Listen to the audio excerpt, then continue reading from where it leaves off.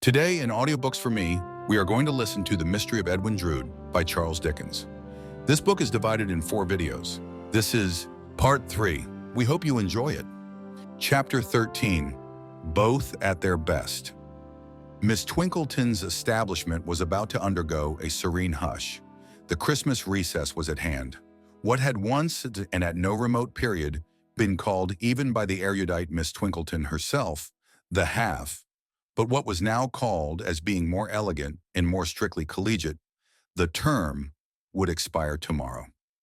A noticeable relaxation of discipline had for some few days pervaded the nuns' house. Club suppers had occurred in the bedrooms, and a dressed tongue had been carved with a pair of scissors and handed round with the curling tongs. Portions of marmalade had likewise been distributed on a service of plates constructed of curl paper, and cowslip wine had been quaffed from the small squat measuring glass in which little Ricketts, a junior of weakly constitution, took her steel drops daily. The housemaids had been bribed with various fragments of ribbon and sundry pairs of shoes, more or less down at heel, to make no mention of crumbs in the beds. The airiest costumes had been worn on these festive occasions, and the daring Miss Ferdinand had even surprised the company with a sprightly solo on the comb and curl paper, until suffocated in her own pillow by 2 flowing-haired executioners. Nor were these the only tokens of dispersal. Boxes appeared in the bedrooms, where they were capital at other times, and a surprising amount of packing took place, out of all proportion to the amount packed. Largesse in the form of odds and ends of cold cream and pomatum, and also of hairpins, was freely distributed among the attendants. On charges of inviolable secrecy, confidences were interchanged respecting golden youth of England expected to call at home on the first opportunity.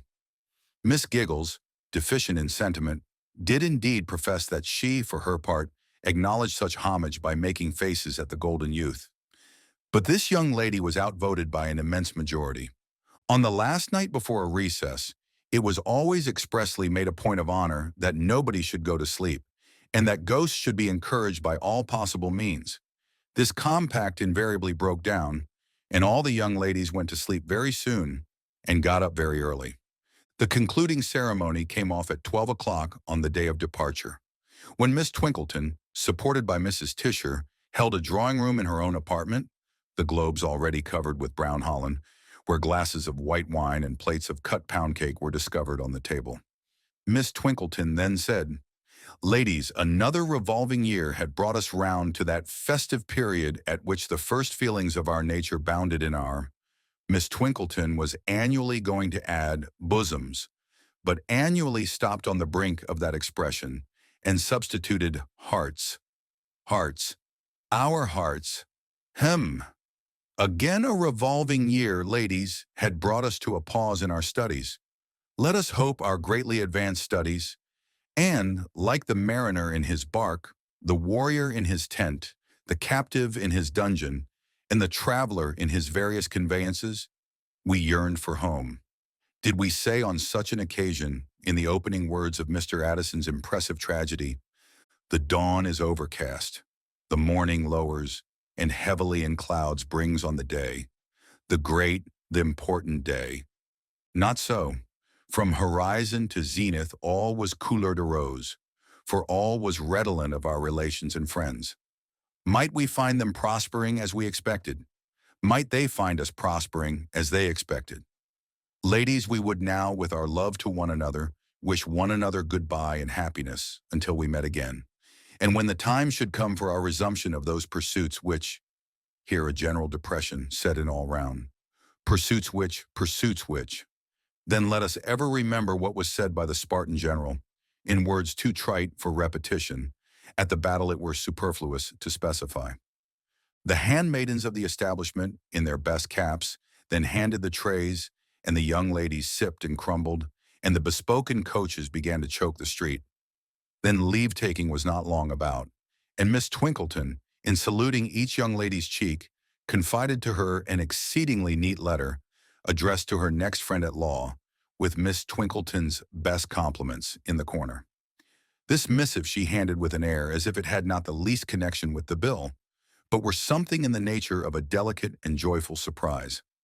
So many times had Rosa seen such dispersals, and so very little did she know of any other home, that she was contented to remain where she was, and was even better contented than ever before, having her latest friend with her.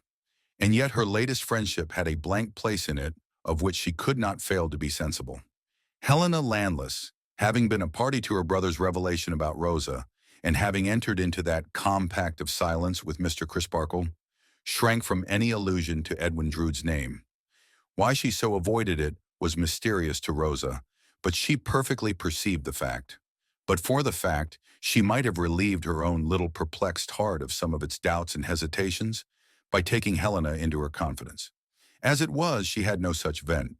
She could only ponder on her own difficulties, and wonder more and more why this avoidance of Edwin's name should last now that she knew, for so much Helena had told her, that a good understanding was to be re-established between the two young men when Edwin came down.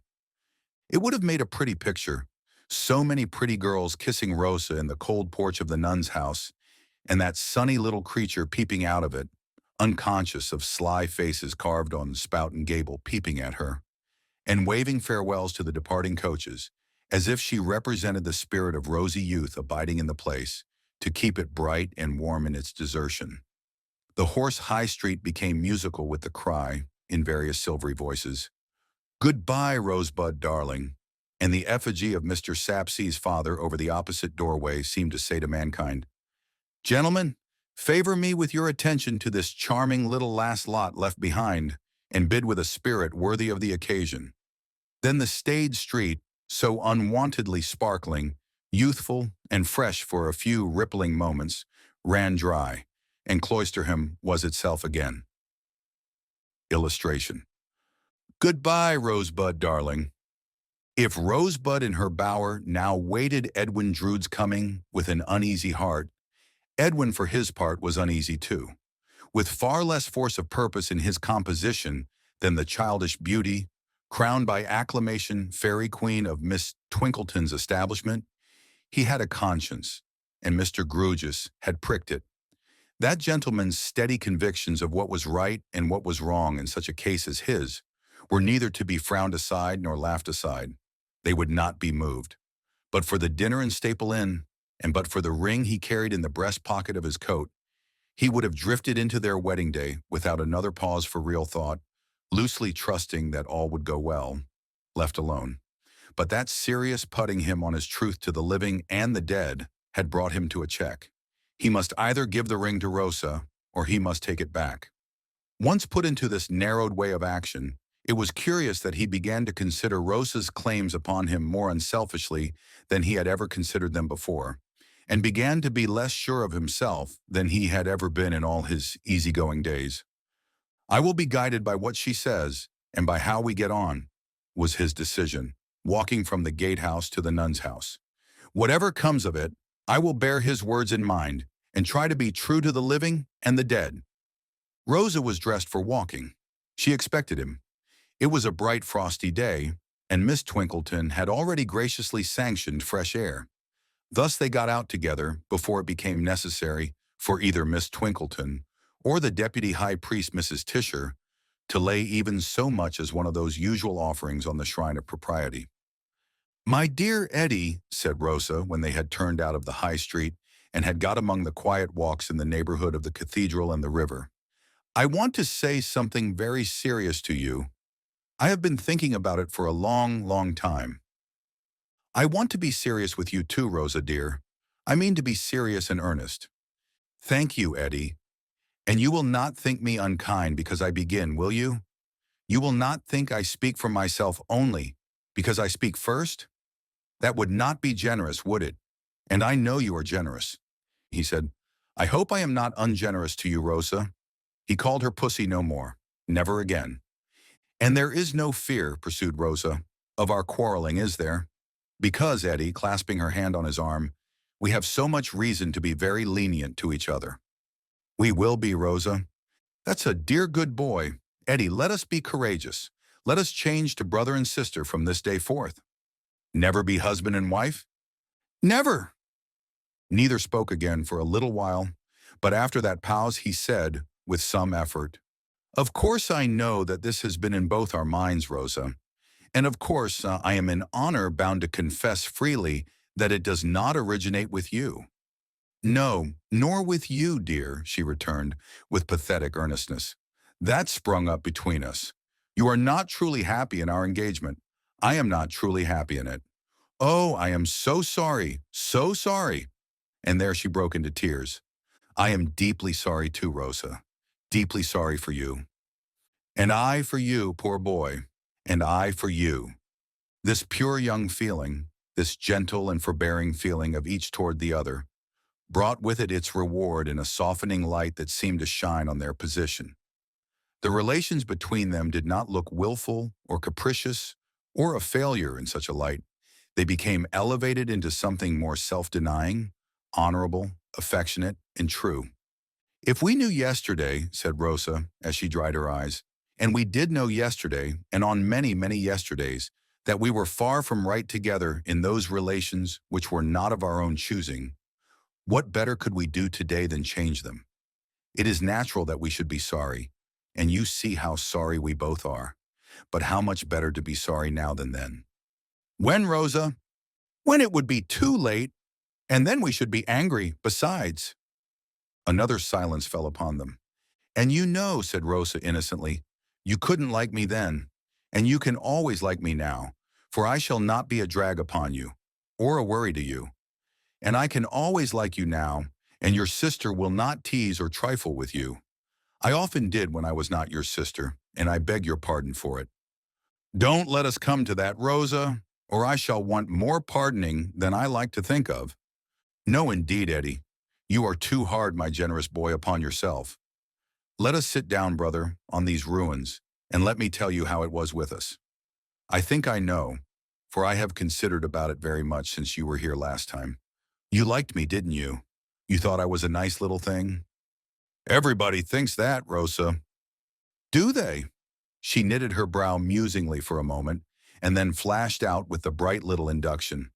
"Well, but say they do. Surely it was not enough that you should think of me only as other people did. Now was it? The point was not to be got over. It was not enough. And that is just what I mean. That is just how it was with us," said Rosa. "You liked me very well, and you had grown used to me, and had grown used to the idea of our being married. You accepted the situation as an inevitable kind of thing, didn't you? It was to be, you thought, and why discuss or dispute it?" It was new and strange to him to have himself presented to himself so clearly in a glass of her holding up. He had always patronized her, in his superiority to her share of woman's wit. Was that but another instance of something radically amiss in the terms on which they had been gliding towards a lifelong bondage? "All this that I say of you is true of me as well, Eddie. Unless it was, I might not be bold enough to say it. Only the difference between us was that by little and little there crept into my mind a habit of thinking about it instead of dismissing it. My life is not so busy as yours, you see, and I have not so many things to think of. So I thought about it very much, and I cried about it very much too, though that was not your fault, poor boy, when all at once my guardian came down to prepare for my leaving the nun's house. I tried to hint to him that I was not quite settled in my mind, but I hesitated and failed, and he didn't understand me. But he is a good, good man, and he put before me so kindly and yet so strongly how seriously we ought to consider in our circumstances that I resolved to speak to you the next moment we were alone and grave. And if I seemed to come to it easily just now, because I came to it all at once, don't think it was so really, Eddie, for oh, it was very, very hard, and oh, I am very, very sorry." Her full heart broke into tears again. He put his arm about her waist, and they walked by the riverside together. "Your guardian has spoken to me too, Rosa dear. I saw him before I left London. His right hand was in his breast seeking the ring, but he checked it as he thought, 'If I am to take it back, why should I tell her of it?' And that made you more serious about it, didn't it, Eddie? And if I had not spoken to you, as I have, you would have spoken to me? I hope you can tell me so? I don't like it to be all my doing, though it is so much better for us.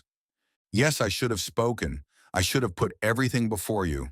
I came intending to do it. But I never could have spoken to you as you have spoken to me, Rosa. Don't say you mean so coldly or unkindly, Eddie. Please, if you can help it. I mean so sensibly and delicately, so wisely and affectionately. That's my dear brother. She kissed his hand in a little rapture. The dear girls will be dreadfully disappointed, added Rosa, laughing, with the dewdrops glistening in her bright eyes. They have looked forward to it so, poor pets. Ah, but I fear it will be a worse disappointment to Jack, said Edwin Drood, with a start. I never thought of Jack. Her swift and intent look at him as he said the words could no more be recalled than a flash of lightning can. But it appeared as though she would have instantly recalled it if she could, for she looked down, confused, and breathed quickly. You don't doubt it's being a blow to Jack, Rosa? She merely replied, and that evasively and hurriedly. Why should she? She had not thought about it. He seemed, to her, to have so little to do with it.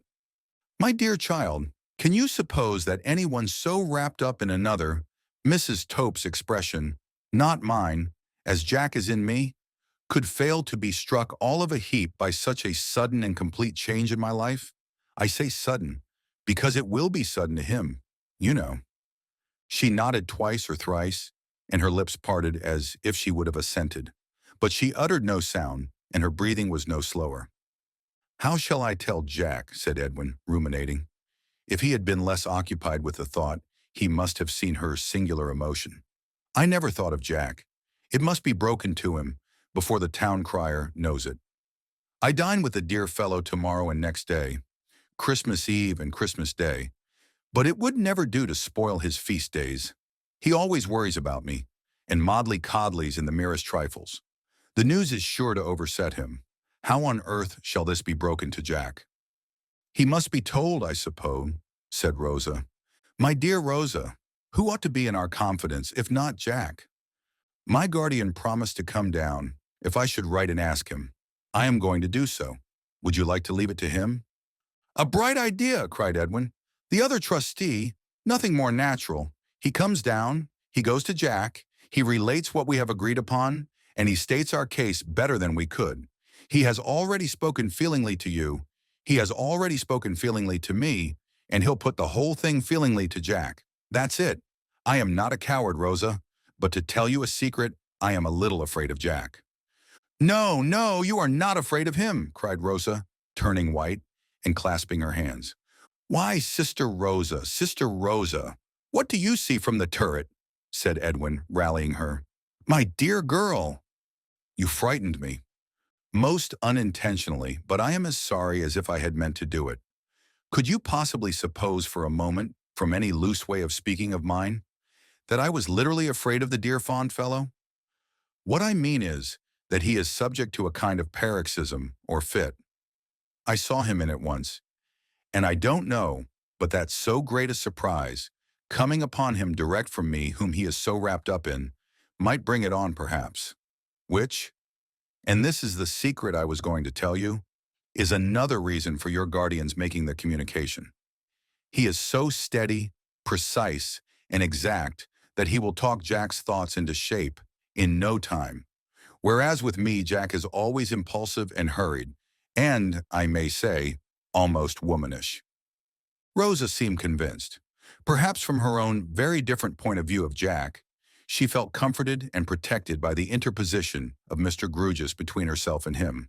And now Edwin Drood's right hand closed again upon the ring in its little case, and again was checked by the consideration.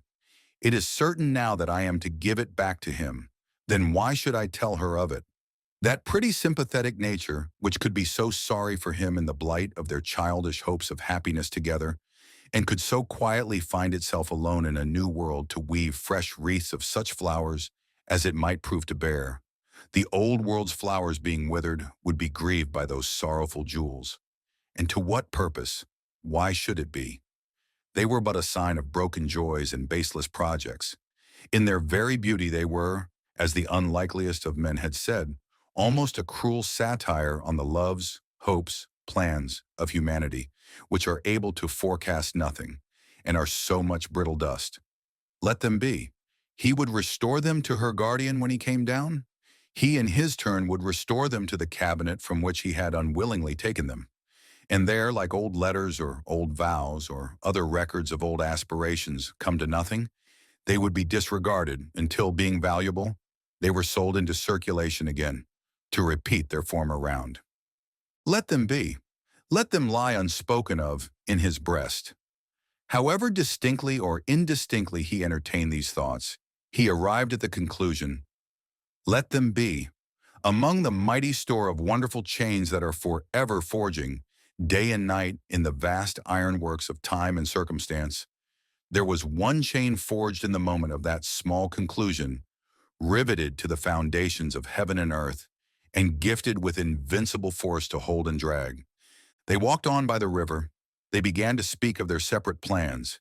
He would quicken his departure from England, and she would remain where she was, at least as long as Helena remained. The poor dear girls should have their disappointment broken to them gently, and as the first preliminary, Miss Twinkleton should be confided in by Rosa, even in advance of the reappearance of Mr. Grewgious. It should be made clear in all quarters that she and Edwin were the best of friends. There had never been so serene an understanding between them since they were first affianced. And yet there was one reservation on each side. On hers, that she intended through her guardian to withdraw herself immediately from the tuition of her music master. On his, that he did already entertain some wandering speculations whether it might ever come to pass that he would know more of Miss Landless. The bright frosty day declined as they walked and spoke together. The sun dipped in the river far behind them, and the old city lay red before them as their walk drew to a close. The moaning water cast its seaweed duskily at their feet when they turned to leave its margin, and the rooks hovered above them with hoarse cries, darker splashes in the darkening air. "I will prepare Jack for my flitting soon," said Edwin in a low voice, "and I will but see your guardian when he comes, and then go before they speak together. It will be better done without my being by. Don't you think so?" "Yes." "We know we have done right, Rosa?" "Yes." "We know we are better so, even now, and shall be far, far better so by and by." Still there was that lingering tenderness in their hearts towards the old positions they were relinquishing, that they prolonged their parting. When they came among the elm trees by the cathedral, where they had last sat together, they stopped as by consent, and Rosa raised her face to his, as she had never raised it in the old days, for they were old already. "God bless you, dear. Goodbye." "God bless you, dear. Goodbye."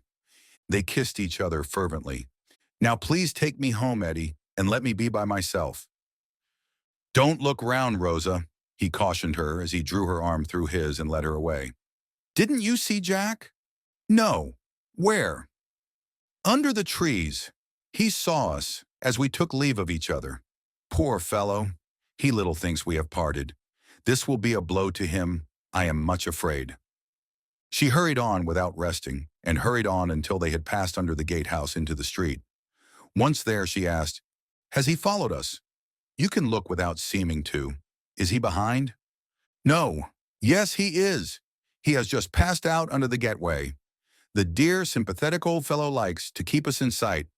I am afraid he will be bitterly disappointed." And she pulled hurriedly at the handle of the hoarse-old bell, and the gate soon opened. Before going in, she gave him one last, wide, wondering look, as if she would have asked him with imploring emphasis, "Oh, don't you understand?" And out of that look he vanished from her view. Chapter 14. When shall these three meet again? Christmas Eve in Cloisterham. A few strange faces in the streets, a few other faces, half strange and half familiar, once the faces of Cloisterham children, now the faces of men and women who come back from the outer world at long intervals to find the city wonderfully shrunken in size, as if it had not washed by any means well in the meanwhile. To these the striking of the cathedral clock and the cawing of the rooks from the cathedral tower are like voices of their nursery time. To such as these it has happened in their dying hours afar off, that they have imagined their chamber floor to be strewn with the autumnal leaves fallen from the elm trees in the close. So have the rustling sounds and fresh scents of their earliest impressions revived when the circle of their lives was very nearly traced, and the beginning and the end were drawing close together. Seasonable tokens are about. Red berries shine here and there in the lattices of Minor Cannon Corner. Mr. and Mrs. Taupe are daintily sticking sprigs of holly into the carvings and sconces of the cathedral stalls, as if they were sticking them into the coat buttonholes of the dean and chapter. Lavish profusion is in the shops, particularly in the articles of currants, raisins, spices, candied peel, and moist sugar. An unusual air of gallantry and dissipation is abroad, evinced in an immense bunch of mistletoe hanging in the greengrocer's shop doorway, and a poor little 12th cake culminating in the figure of a harlequin. Such a very poor little 12th cake that one would rather called it a 24th cake or a 48th cake, to be raffled for at the pastry cook's, terms 1 shilling per member. Public amusements are not wanting. The waxwork which made so deep an impression on the reflective mind of the Emperor of China is to be seen by particular desire during Christmas week only, on the premises of the bankrupt livery stable-keeper up the lane. And a new grand comic Christmas pantomime is to be produced at the theater, the latter heralded by the portrait of Signor Jacksonini the clown, saying, "How do you do tomorrow?" Quite as large as life, and almost as miserably. In short, Cloisterham is up and doing, though from this description the high school and Miss Twinkleton's are to be excluded. From the former establishment the scholars have gone home, every one of them in love with one of Miss Twinkleton's young ladies, who knows nothing about it, and only the handmaidens flutter occasionally in the windows of the latter. It is noticed by the by that these damsels become, within the limits of decorum, more skittish when thus entrusted with the concrete representation of their sex than when dividing the representation with Miss Twinkleton's young ladies. 3 are to meet at the gatehouse tonight. How does each one of the 3 get through the day? Neville Landless, though absolved from his books for the time by Mr. Crisparkle, whose fresh nature is by no means insensible to the charms of a holiday, reads and writes in his quiet room with a concentrated air until it is 2 hours past noon. He then sets himself to clearing his table, to arranging his books, and to tearing up and burning his stray papers. He makes a clean sweep of all untidy accumulations, puts all his drawers in order, and leaves no note or scrap of paper undestroyed, save such memoranda as bear directly on his studies. This done, he turns to his wardrobe, selects a few articles of ordinary wear, among them change of stout shoes and socks for walking, and packs these in a knapsack. This knapsack is new and he bought it in the high street yesterday. He also purchased, at the same time and at the same place, a heavy walking stick, strong in the handle for the grip of the hand, and iron-shod. He tries this, swings it, poises it, and lays it by, with the knapsack, on a window seat. By this time his arrangements are complete. He dresses for going out and is in the act of going, indeed has left his room, and has met the minor canon on the staircase, coming out of his bedroom upon the same story, when he turns back again for his walking stick, thinking he will carry it now. Mr. Crisparkle, who has paused on the staircase, sees it in his hand on his immediately reappearing, takes it from him, and asks him with a smile how he chooses a stick. "Really, I don't know that I understand the subject," he answers. "I chose it for its weight. Much too heavy, Neville, much too heavy." "To rest upon in a long walk, sir?" "Rest upon," repeats Mr. Crisparkle, throwing himself into pedestrian form. "You don't rest upon it, you merely balance with it." "I shall know better with practice, sir. I have not lived in a walking country, you know." "True," says Mr. Crisparkle. "Get into a little training, and we will have a few score miles together. I should leave you nowhere now. Do you come back before dinner?" "I think not, as we dine early." Mr. Crisparkle gives him a bright nod and a cheerful goodbye, expressing, not without intention, absolute confidence and ease. Neville repairs to the nun's house and requests that Miss Landless may be informed that her brother is there, by appointment. He waits at the gate, not even crossing the threshold, for he is on his parole not to put himself in Rosa's way. His sister is at least as mindful of the obligation they have taken on themselves as he can be, and loses not a moment in joining him. They meet affectionately, avoid lingering there, and walk towards the upper inland country. "I am not going to tread upon forbidden ground, Helena," says Neville, when they have walked some distance and are turning. "You will understand in another moment that I cannot help referring to, what shall I say, My infatuation. Had you not better avoid it, Neville? You know that I can hear nothing.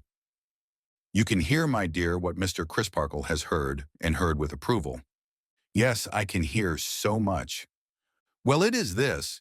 I am not only unsettled and unhappy myself, but I am conscious of unsettling and interfering with other people. How do I know that, but for my unfortunate presence? You and the rest of that former party, our engaging guardian excepted, might be dining cheerfully in Minor Cannon Corner tomorrow? Indeed, it probably would be so.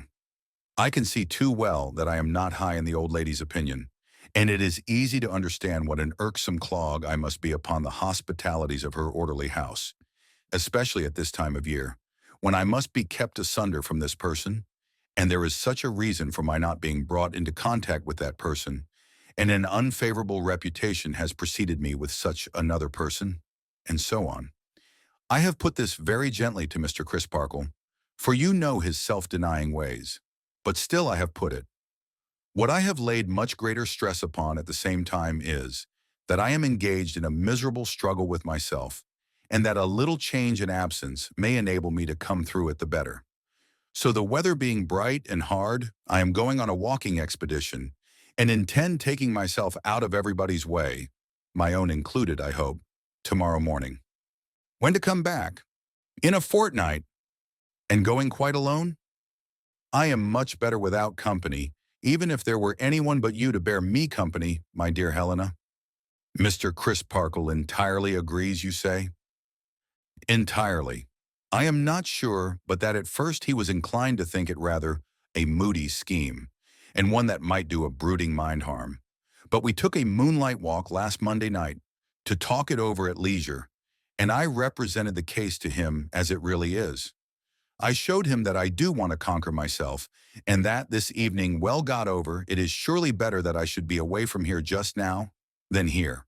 I could hardly help meeting certain people walking together here, and that could do no good, and is certainly not the way to forget.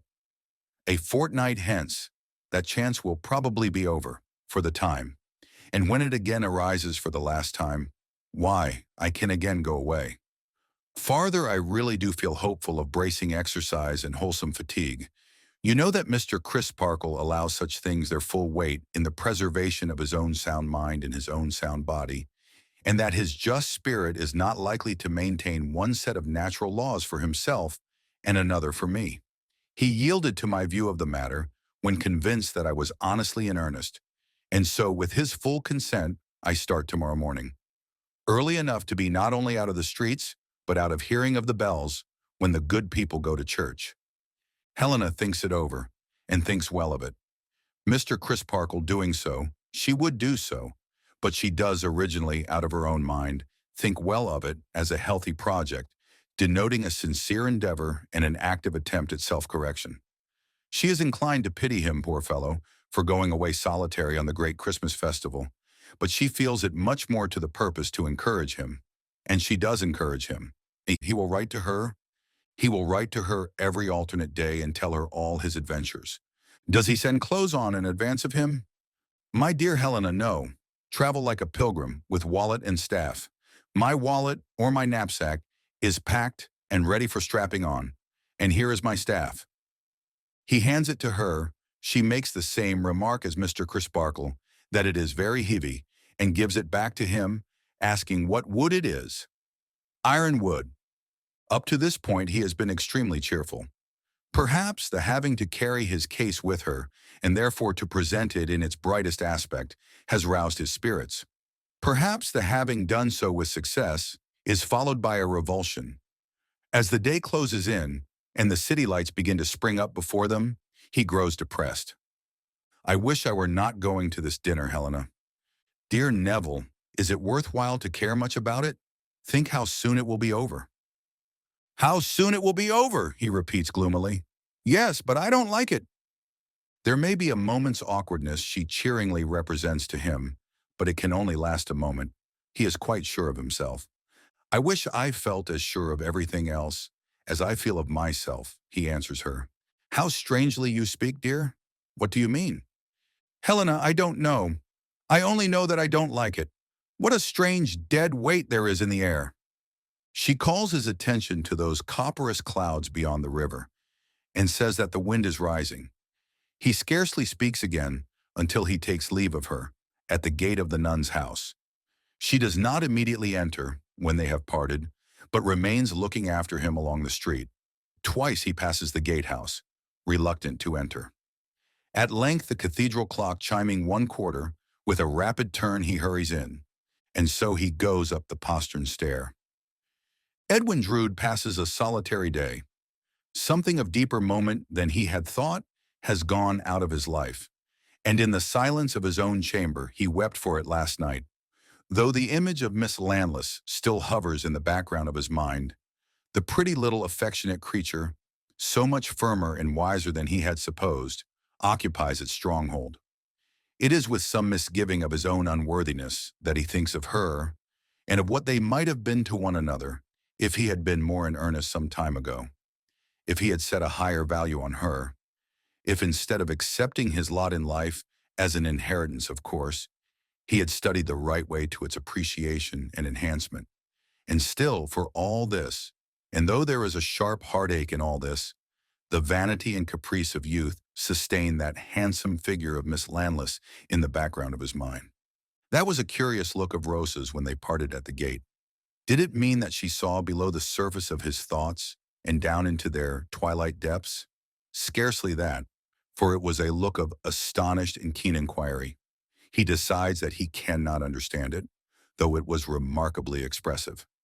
As he only waits for Mr. Grewgious now, and will depart immediately after having seen him, he takes a sauntering leave of the ancient city and its neighborhood. He recalls the time when Rosa and he walked here or there, mere children, full of the dignity of being engaged. Poor children, he thinks with a pitying sadness. Finding that his watch has stopped, he turns into the jeweler's shop to have it wound and set. The jeweler is knowing on the subject of a bracelet, which he begs leave to submit in a general and quite aimless way. It would suit, he considers, a young bride to perfection, especially if of a rather diminutive style of beauty. Finding the bracelet but coldly looked at, the jeweler invites attention to a tray of rings for gentlemen. Here is a style of ring. Now, he remarks, a very chaste signet, which gentlemen are much given to purchasing when changing their condition. A ring of a very responsible appearance. With the date of their wedding day engraved inside, several gentlemen have preferred it to any other kind of memento. The rings are as coldly viewed as the bracelet. Edwin tells the tempter that he wears no jewelry but his watch and chain, which were his father's, and his shirt pin. That I was aware of, is the jeweler's reply, for Mr. Jasper dropped in for a watch glass the other day, and in fact I showed these articles to him, remarking that if he should wish to make a present to a gentleman relative on any particular occasion, but he said with a smile that he had an inventory in his mind of all the jewelry his gentleman relative ever wore, namely his watch and chain and his shirt pin. Still, the jeweler considers, that might not apply to all times, though applying to the present time. 20 minutes past 2, Mr. Drood, I set your watch at. Let me recommend you not to let it run down, sir. Edwin takes his watch, puts it on, and goes out, thinking, dear old Jack, if I were to make an extra crease in my neckcloth, he would think it worth noticing. He strolls about and about to pass the time until the dinner hour. It somehow happens that Cloisterham seems reproachful to him today, has fault to find with him, as if he had not used it well, but is far more pensive with him than angry. His wonted carelessness is replaced by a wistful looking at and dwelling upon all the old landmarks. He will soon be far away, and may never see them again, he thinks. Poor youth, poor youth. As dusk draws on, he paces the monk's vineyard. He has walked to and fro, full half an hour by the cathedral chimes, and it has closed in dark before he becomes quite aware of a woman crouching on the ground near a wicket gate in a corner. The gate commands a cross bypath, little used in the gloaming, and the figure must have been there all the time, though he has but gradually and lately made it out. He strikes into that path and walks up to the wicket.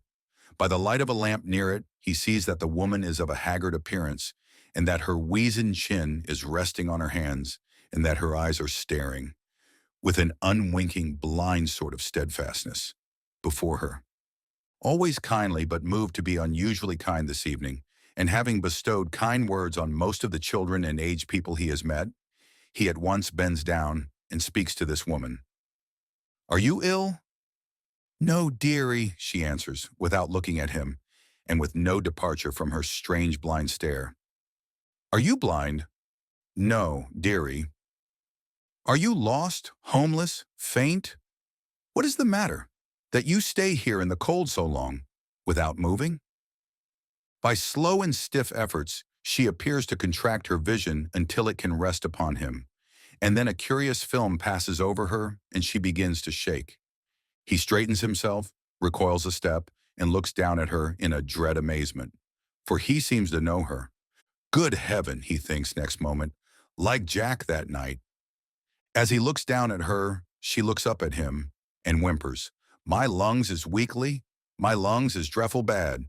Poor me, my cough is rattling dry," and coughs in confirmation horribly. "Where do you come from?" "Come from London, dearie," her cough still rending her. "Where are you going to?" "Back to London, dearie. I came here looking for a needle in a haystack, and I ain't found it. Looky, dearie, give me 3 and 6pence, and don't you be afeard for me. I'll get back to London then, and trouble no one. I'm in a business. Ah me, it's slack, and times is very bad, but I can make a shift to live by it." "Do you eat opium?" "Smokes it," she replies with difficulty, still racked by her cough. "Give me 3 and 6pence, and I'll lay it out well and get back.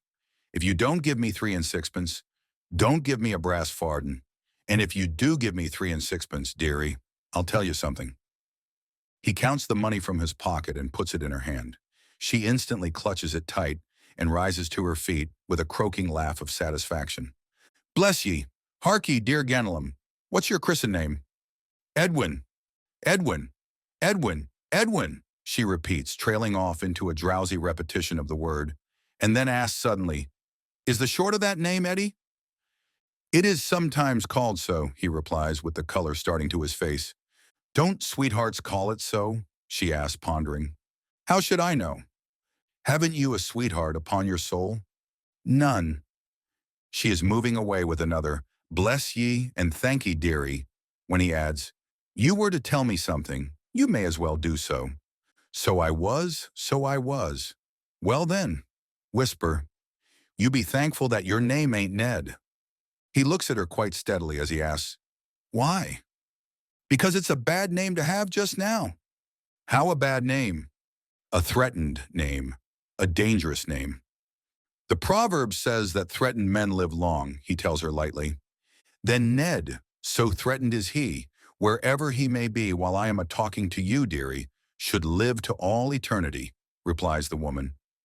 She has leaned forward to say it in his ear, with her forefinger shaking before his eyes, and now huddles herself together, and with another, "Bless ye and thank ye," goes away in the direction of the traveler's lodging house. This is not an inspiriting close to a dull day.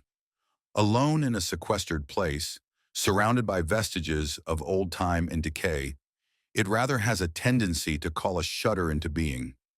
He makes for the better lighted streets, and resolves as he walks on to say nothing of this tonight, but to mention it to Jack, who alone calls him Ned, as an odd coincidence tomorrow, of course only as a coincidence, and not as anything better worth remembering.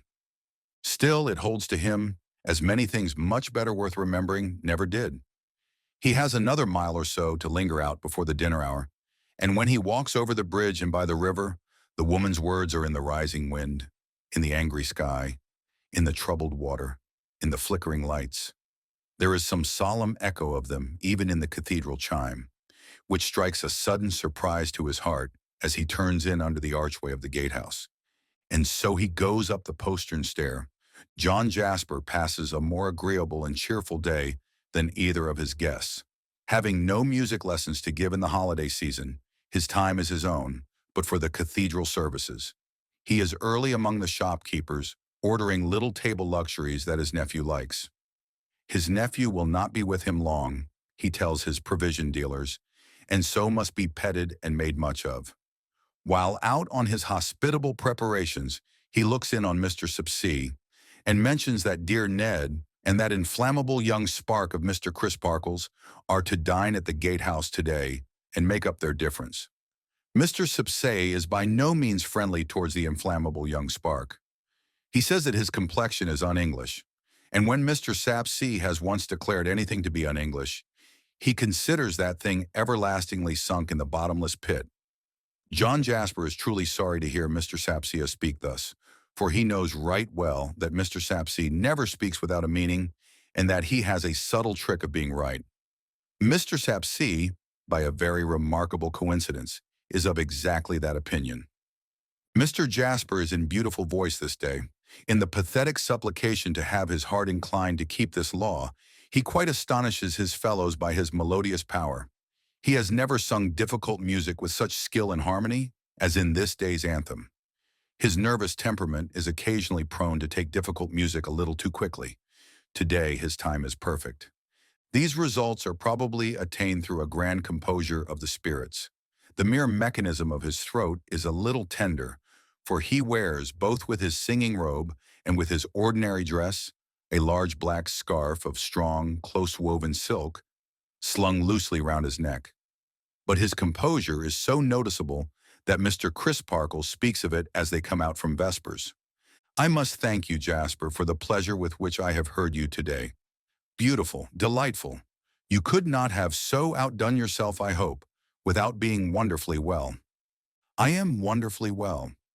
Nothing unequal, says the minor canon, with a smooth motion of his hand.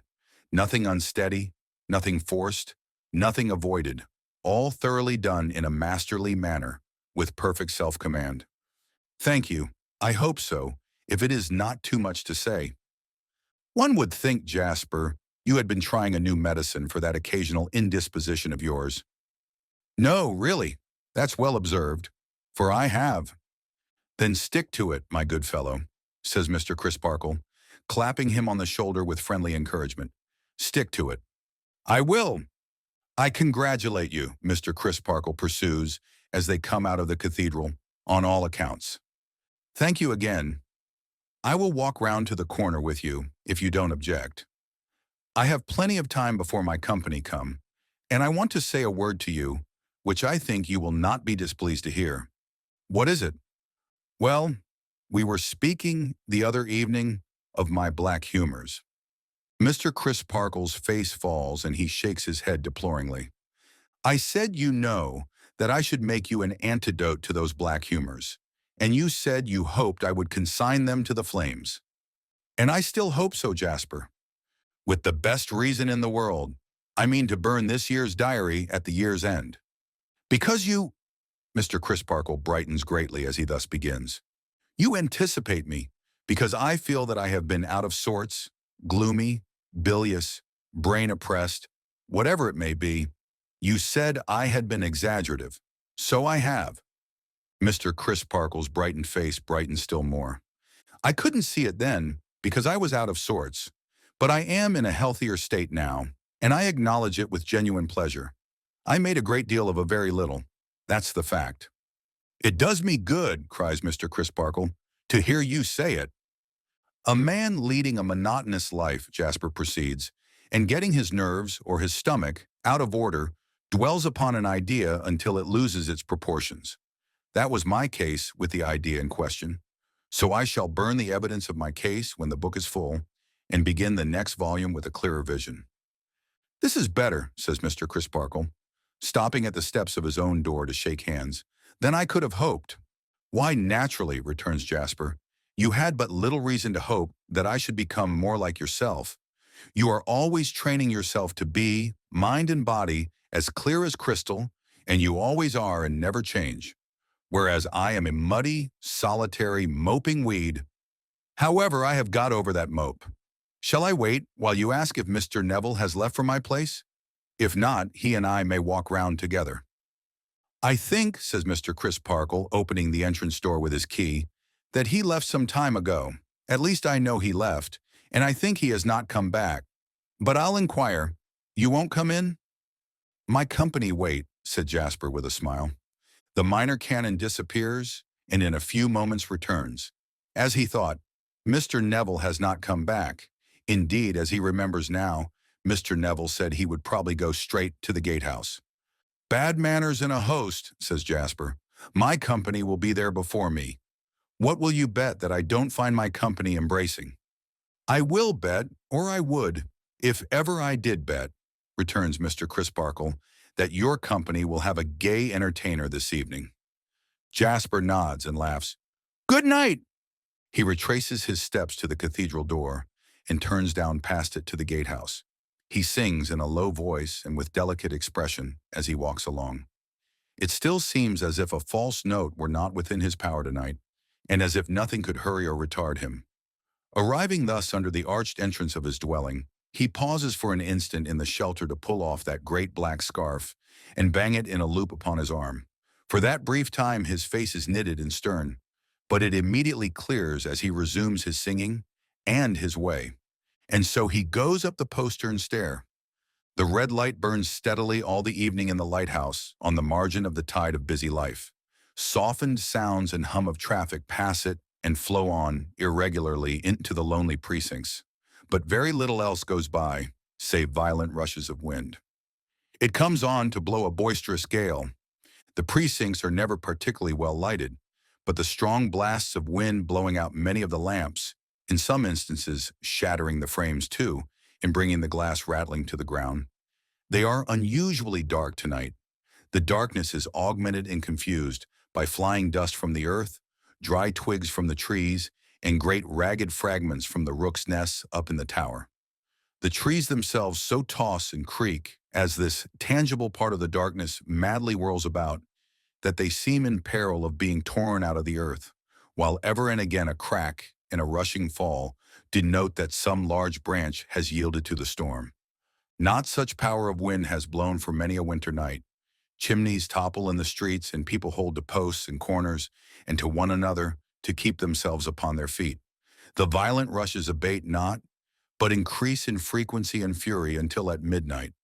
When the streets are empty, the storm goes thundering along them, rattling at all the latches and tearing at all the shutters, as if warning the people to get up and fly with it, rather than have the roofs brought down upon their brains. Still the red light burns steadily. Nothing is steady but the red light. All through the night the wind blows and abates not, but early in the morning, when there is barely enough light in the east to dim the stars, it begins to lull. From that time, with occasional wild charges, like a wounded monster dying, it drops and sinks. And at full daylight it is dead. It is then seen that the hands of the cathedral clock are torn off, that lead from the roof has been stripped away, rolled up, and blown into the close, and that some stones have been displaced upon the summit of the great tower. Christmas morning though it be, it is necessary to send up workmen to ascertain the extent of the damage done. These, led by Durdles, go aloft, while Mr. Tope and a crowd of early idlers gather down in Minor Canon Corner, shading their eyes and watching for their appearance up there. This cluster is suddenly broken and put aside by the hands of Mr. Jasper. All the gazing eyes are brought down to the earth by his loudly inquiring of Mr. Crisparkle at an open window. "Where is my nephew? He has not been here. Is he not with you?" "No. He went down to the river last night with Mr. Neville to look at the storm and has not been back." "Call Mr. Neville." "He left this morning early." "Left this morning early? Let me in! Let me in!" There is no more looking up at the tower now. All the assembled eyes are turned on Mr. Jasper, white, half-dressed, panting, and clinging to the rail before the minor canon's house. Chapter 15, Impeached. Neville Landless had started so early and walked at so good a pace that when the church bells began to ring in Cloisterham for morning service, he was 8 miles away. As he wanted his breakfast by that time, having set forth on a crust of bread, he stopped at the next roadside tavern to refresh.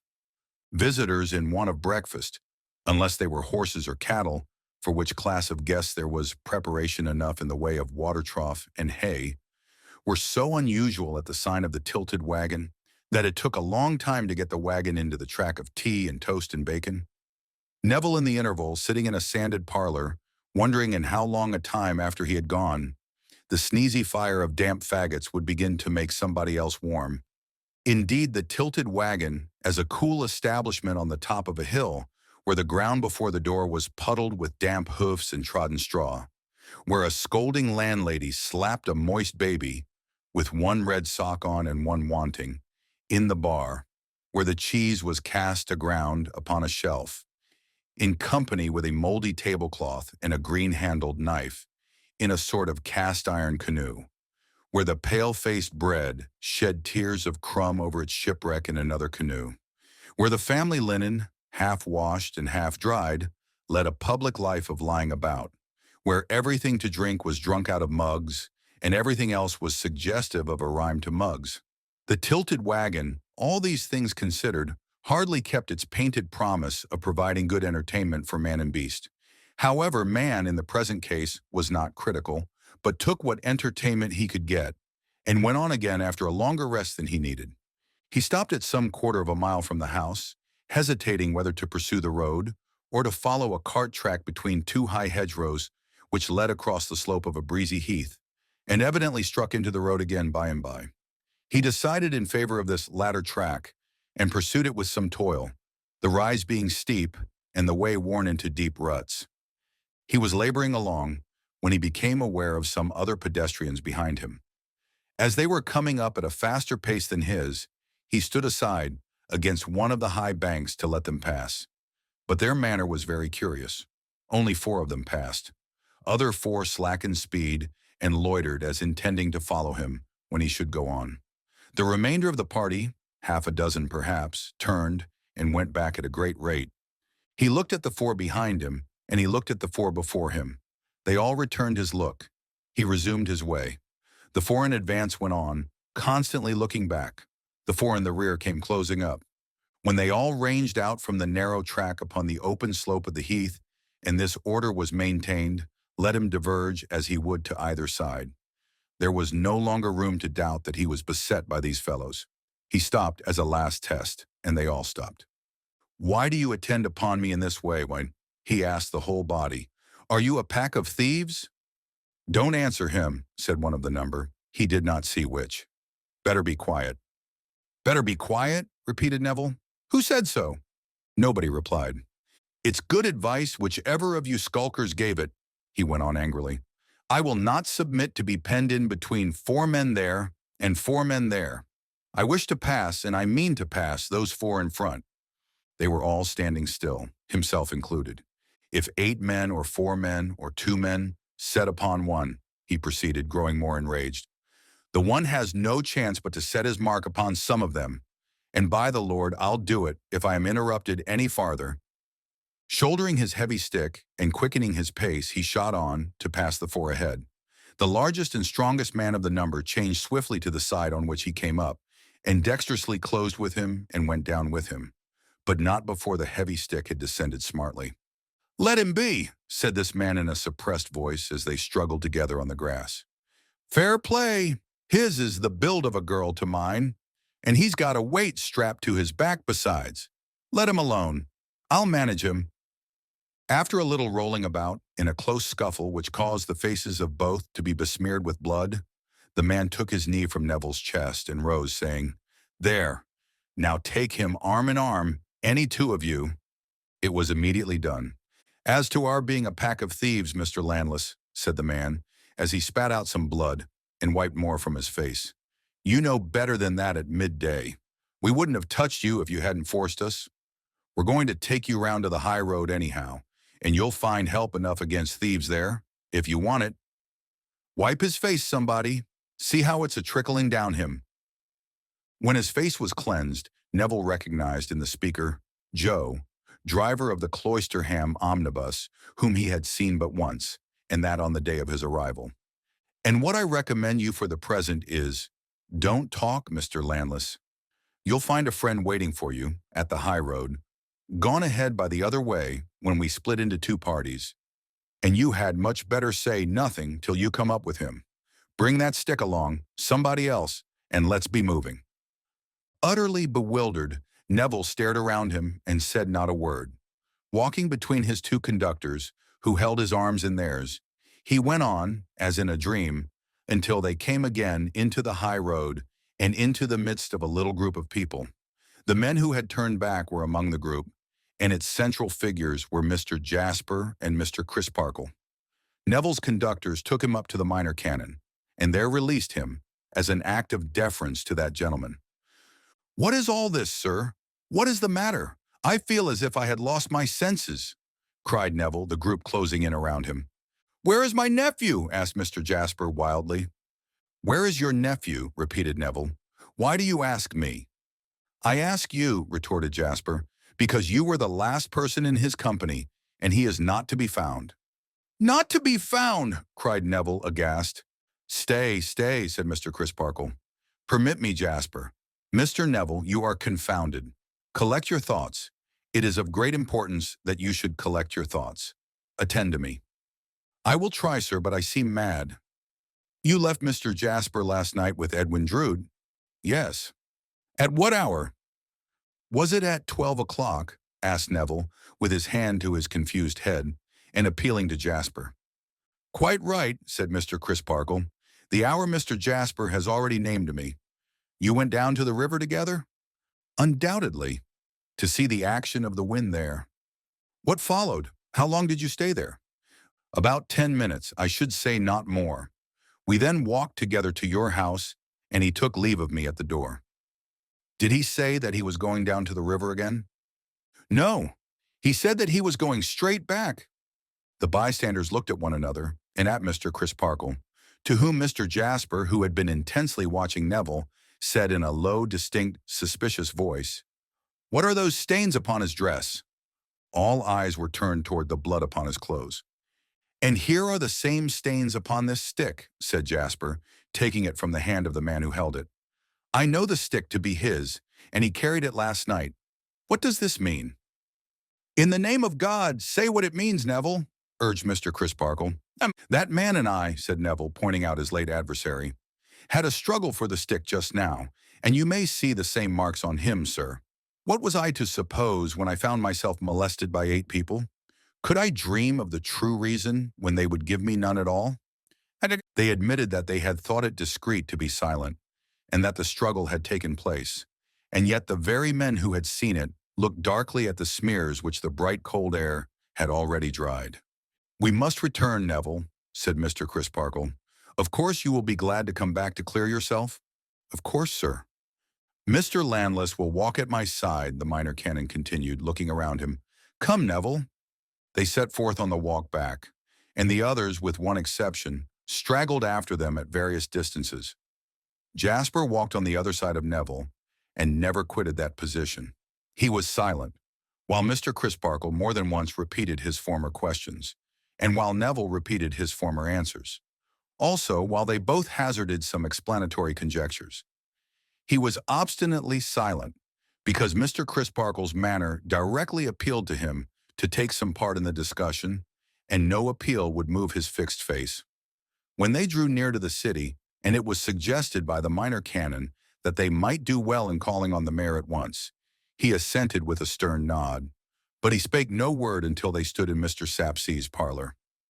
Mr. Sapsea, being informed by Mr. Crisparkle of the circumstances under which they desired to make a voluntary statement before him, Mr. Jasper broke silence by declaring that he placed his whole reliance, humanly speaking, on Mr. Sapsea's penetration.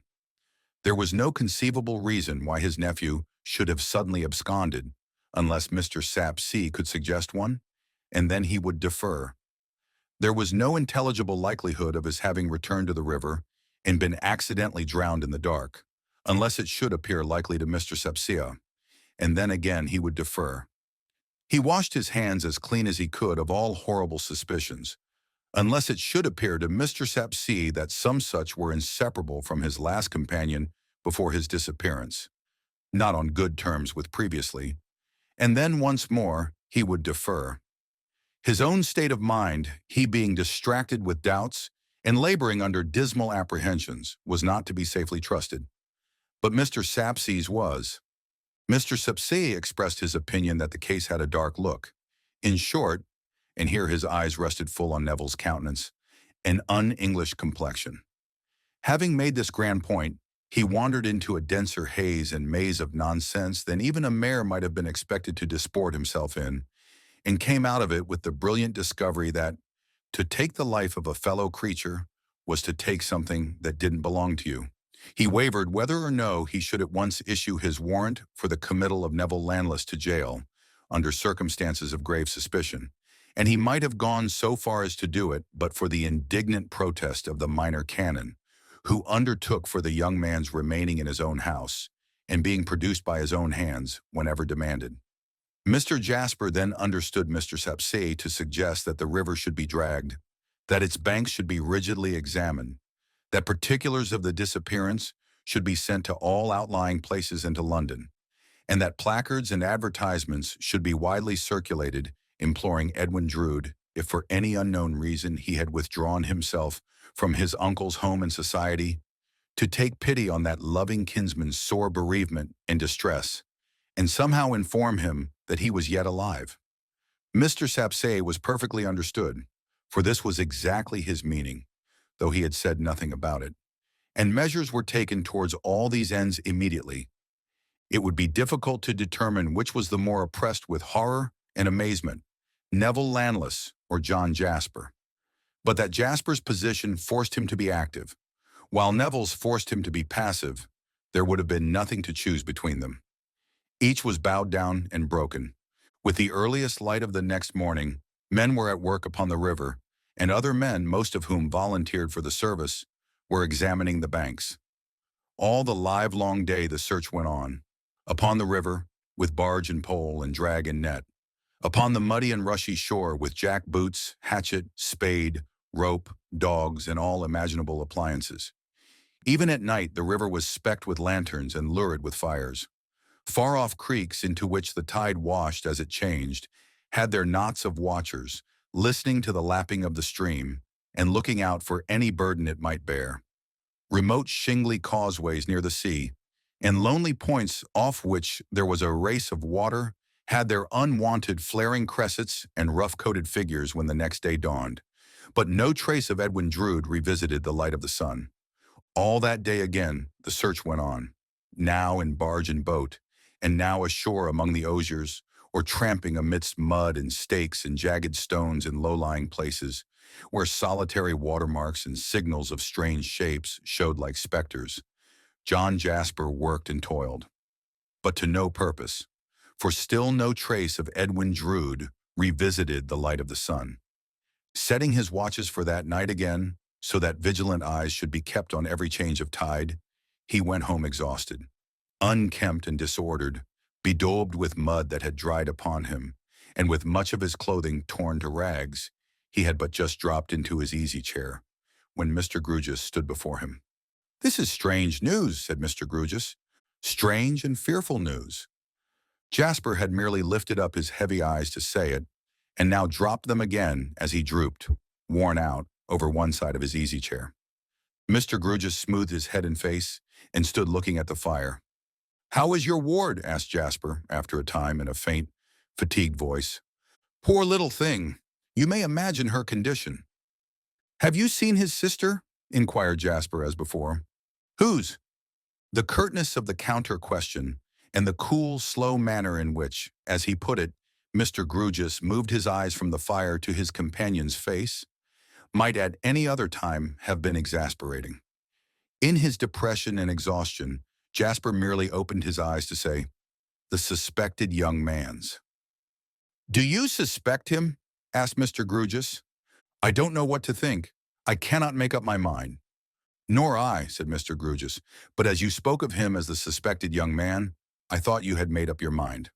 I have just left Miss Landless." Illustration. Mr. Grewgious has his suspicions. What is her state? Defiance of all suspicion and unbounded faith in her brother. "Poor thing! However," pursued Mr. Grewgious, "it is not of her that I came to speak. It is of my ward. I have a communication to make that will surprise you. At least, it has surprised me." Jasper, with a groaning sigh, turned wearily in his chair. "Shall I put it off till tomorrow?" said Mr. Grewgious. "Mind, I warn you that I think it will surprise you." More attention and concentration came into John Jasper's eyes as they caught sight of Mr. Grugis smoothing his head again and again looking at the fire, but now with a compressed and determined mouth. "What is it?" demanded Jasper, becoming upright in his chair. "To be sure," said Mr. Grugis, provokingly, slowly and internally, as he kept his eyes on the fire. "I might have known it sooner. She gave me the opening, but I am such an exceedingly angular man that it never occurred to me. I took all for granted." "What is it?" demanded Jasper once more. Mr. Grugis, alternately opening and shutting the palms of his hands as he warmed them at the fire, and looking fixedly at him sideways and never changing either his action or his look in all that followed, went on to reply, "This young couple, the lost youth and Miss Rosa, my ward, though so long betrothed, and so long recognizing their betrothal, and so near being married." Mr. Grugis saw a staring white face and two quivering white lips in the easy chair, and saw two muddy hands gripping its sides. But for the hands, he might have thought he had never seen the face. This young couple came gradually to the discovery, made on both sides pretty equally, I think, that they would be happier and better, both in their present and their future lives, as affectionate friends, or say rather as brother and sister, than as husband and wife. Mr. Grugis saw a lead-colored face in the easy chair, and on its surface dreadful starting drops, or bubbles, as if of steel. This young couple formed at length the healthy resolution of interchanging their discoveries, openly, sensibly, and tenderly. They met for that purpose. After some innocent and generous talk, they agreed to dissolve their existing and their intended relations forever and ever. Mr. Grugis saw a ghastly figure rise, open-mouthed, from the easy chair and lift its outspread hands towards its head. One of this young couple, and that one your nephew, fearful, however, that in the tenderness of your affection for him, you would be bitterly disappointed by so wide a departure from his projected life, forbore to tell you the secret for a few days, and left it to be disclosed by me, when I should come down to speak to you, and he would be gone. I speak to you, and he is gone." Mr. Grugis saw the ghastly figure throw back its head, clutch its hair with its hands, and turn with a writhing action from him. "I have now said all I have to say, except that this young couple parted firmly, though not without tears and sorrow, on the evening when you last saw them together." Mr. Grugis heard a terrible shriek, and saw no ghastly figure, sitting or standing, saw nothing but a heap of torn and miry clothes upon the floor. Not changing his action even then, he opened and shut the palms of his hands as he warmed them, and looked down at it. Chapter 16, Devoted. When John Jasper recovered from his fit or swoon, he found himself being tended by Mr. and Mrs. Tope, whom his visitor had summoned for the purpose. His visitor, wooden of aspect, sat stiffly in a chair, with his hands upon his knees, watching his recovery. "There, you've come to nicely now, sir," said the tearful Mrs. Tope. "You were thoroughly worn out, and no wonder." "A man," said Mr. Grugis, with his usual air of repeating a lesson, "cannot have his rest broken, and his mind cruelly tormented, and his body overtaxed by fatigue, without being thoroughly worn out." "I fear I have alarmed you," Jasper apologized faintly when he was helped into his easy chair. "Not at all, I thank you," answered Mr. Grugis. "You are too considerate." "Not at all, I thank you," answered Mr. Grugis again. "You must take some wine, sir," said Mrs. Tope, "and the jelly that I had ready for you, and that you wouldn't put your lips to at noon, though I warned you what would come of it, you know, and you not breakfasted. And you must have a wing of the roast fowl that has been put back 20 times if it's been put back once. It shall all be on table in 5 minutes, and this good gentleman, belike, will stop and see you take it." This good gentleman replied with a snort, which might mean yes or no, or anything or nothing, and which Mrs. Tope would have found highly mystifying, but that her attention was divided by the service of the table. "You will take something with me," said Jasper, as the cloth was laid. "I couldn't get a morsel down my throat, I thank you," answered Mr. Grugis. Jasper both ate and drank almost voraciously. Combined with the hurry in his mode of doing it, was an evident indifference to the taste of what he took, suggesting that he ate and drank to fortify himself against any other failure of the spirits, far more than to gratify his palate. Mr. Grugis, in the meantime, sat upright, with no expression in his face, and a hard kind of imperturbably polite protest all over him, as though he would have said, in reply to some invitation to discourse, "I couldn't originate the faintest approach to an observation on any subject whatever, I thank you." "Do you know," said Jasper, when he had pushed away his plate and glass and had sat meditating for a few minutes, "do you know that I find some crumbs of comfort in the communication with which you have so much amazed me?" "Do you?" returned Mr. Grewgious, pretty plainly adding the unspoken clause, "I don't, I thank you." After recovering from the shock of a piece of news of my dear boy, so entirely unexpected and so destructive of all the castles I had built for him, and after having had time to think of it, yes. "I shall be glad to pick up your crumbs," said Mr. Grewgious dryly. "Is there not, or is there, if I deceive myself, tell me so, and shorten my pain, is there not, or is there, hope that, finding himself in this new position and becoming sensitively alive to the awkward burden of explanation, in this quarter, and that and the other with which it would load him, he avoided the awkwardness and took to flight?" "Such a thing might be," said Mr. Grewgious, pondering. "Such a thing has been. I have read of cases in which people, rather than face a 7 days' wonder and have to account for themselves to the idle and impertinent, have taken themselves away and been long unheard of." "I believe such things have happened," said Mr. Grewgious, pondering still. "When I had and could have no suspicion," pursued Jasper, eagerly following the new track, "that the dear lost boy had withheld anything from me, most of all, such a leading matter as this, what gleam of light was there for me in the whole black sky? When I supposed that his intended wife was here, and his marriage close at hand, how could I entertain the possibility of his voluntarily leaving this place in a manner that would be so unaccountable, capricious, and cruel? But now that I know what you have told me, is there no little chink through which day pierces? Supposing him to have disappeared of his own act, is not his disappearance more accountable and less cruel? The fact of his having just parted from your ward is in itself a sort of reason for his going away. It does not make his mysterious departure the less cruel to me, it is true, but it relieves it of cruelty to her." Mr. Grewgious could not but assent to this. "And even as to me," continued Jasper, still pursuing the new track, with ardor, and, as he did so, brightening with hope, "he knew that you were coming to me. He knew that you were entrusted to tell me what you have told me. If your doing so has awakened a new train of thought in my perplexed mind, it reasonably follows that, from the same premises, he might have foreseen the inferences that I should draw. Grant that he did foresee them, and even the cruelty to me, and who am I?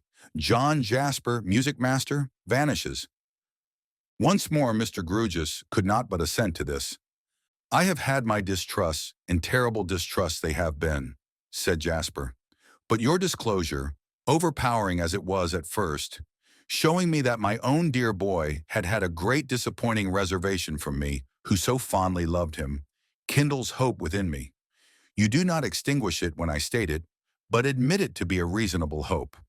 I begin to believe it possible," here he clasped his hands, "that he may have disappeared from among us of his own accord, and that he may yet be alive and well."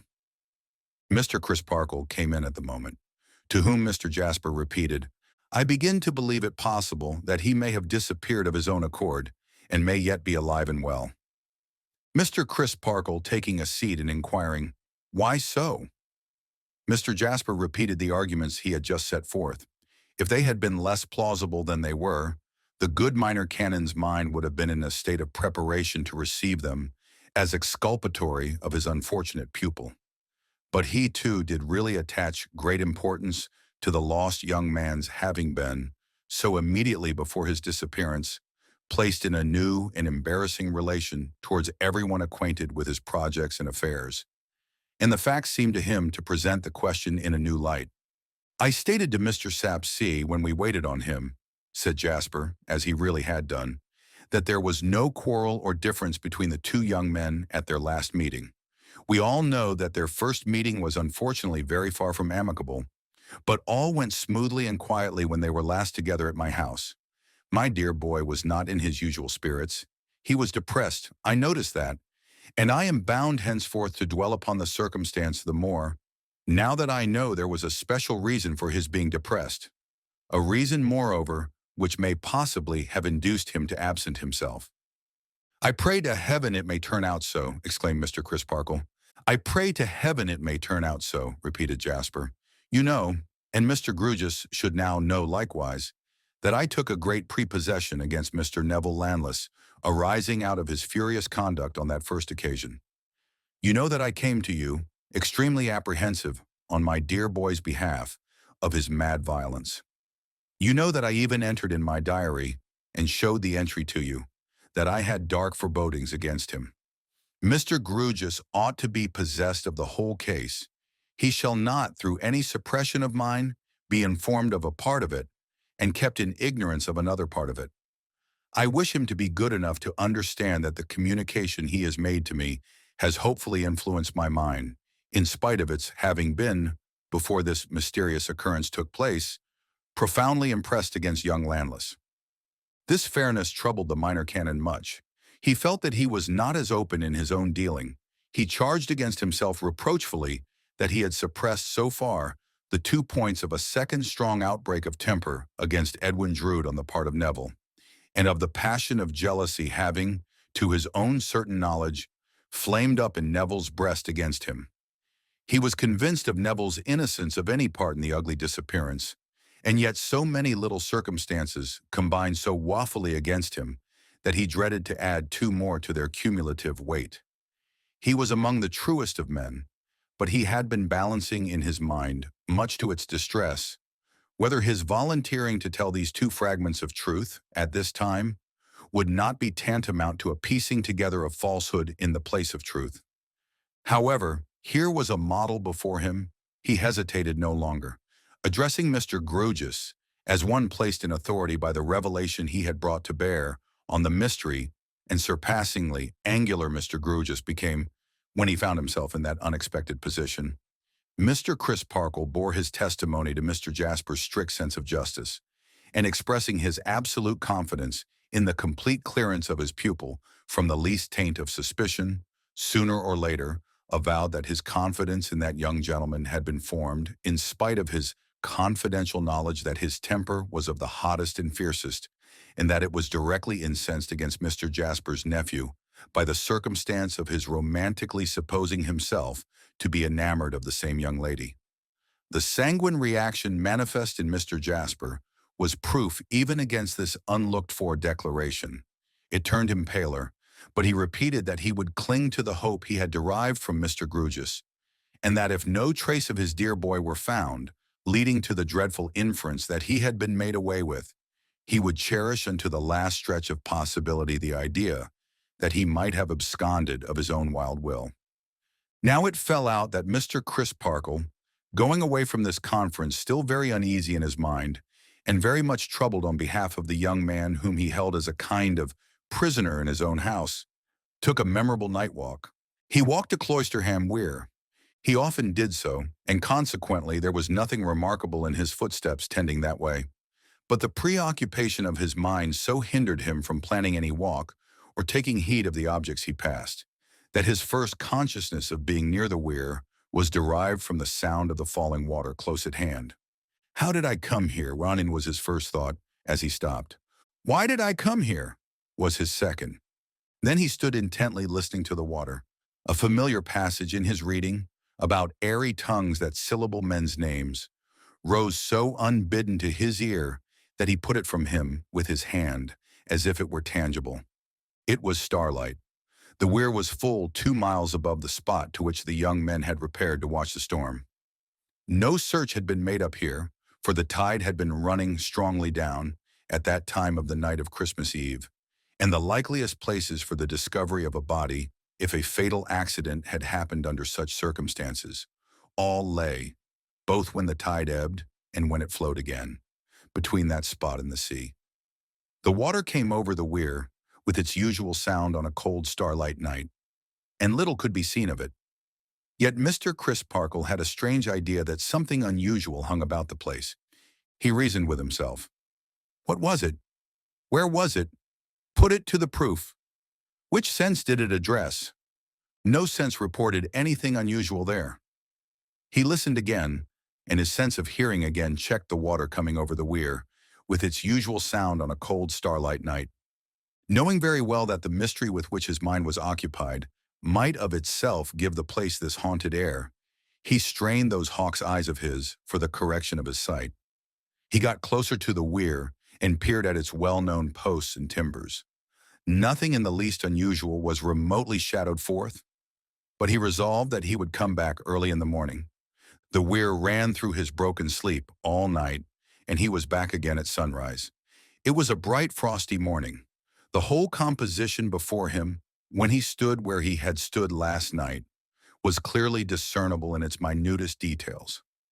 He had surveyed it closely for some minutes, and was about to withdraw his eyes when they were attracted keenly to one spot. He turned his back upon the weir and looked far away at the sky and at the earth, and then looked again at that one spot. It caught his sight again immediately, and he concentrated his vision upon it. He could not lose it now, though it was but such a speck in the landscape. It fascinated his sight. His hands began plucking off his coat, for it struck him that at that spot, a corner of the weir, something glistened, which did not move and come over with the glistening water drops, but remained stationary. He assured himself of this, he threw off his clothes, he plunged into the icy water, and swam for the spot. Climbing the timbers, he took from them, caught among their interstices by its chain, a gold watch bearing engraved upon its back, Sunnery, E.D. He brought the watch to the bank, swam to the weir again, climbed it, and dived off.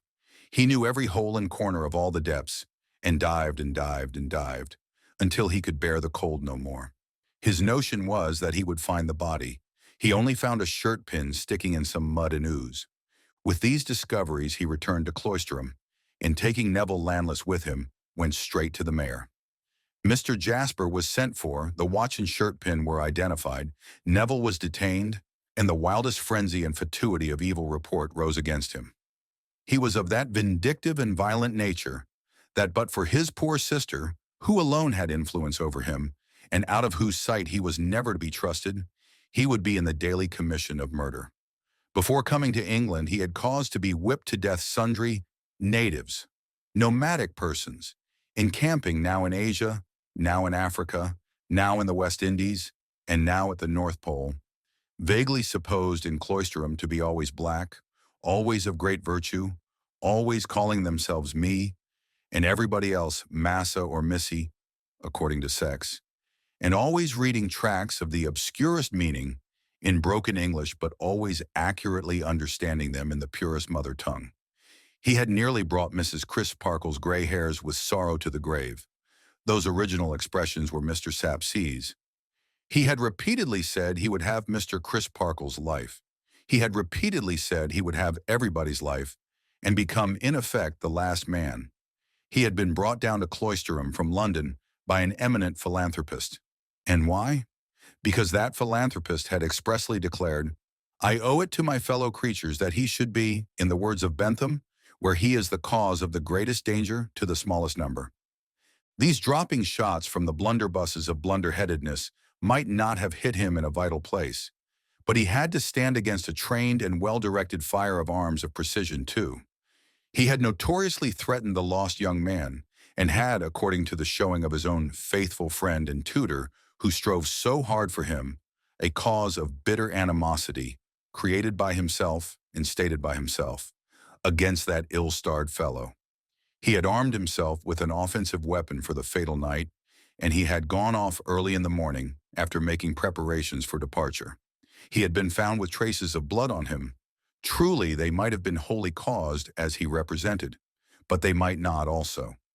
On a search warrant being issued for the examination of his room, clothes, and so forth, it was discovered that he had destroyed all his papers and rearranged all his possessions on the very afternoon of the disappearance. The watch found at the weir was challenged by the jeweler as one he had wound and set for Edwin Drood at 20 minutes past 2 on that same afternoon, and it had run down before being cast into the water, and it was the jeweler's positive opinion that it had never been rewound.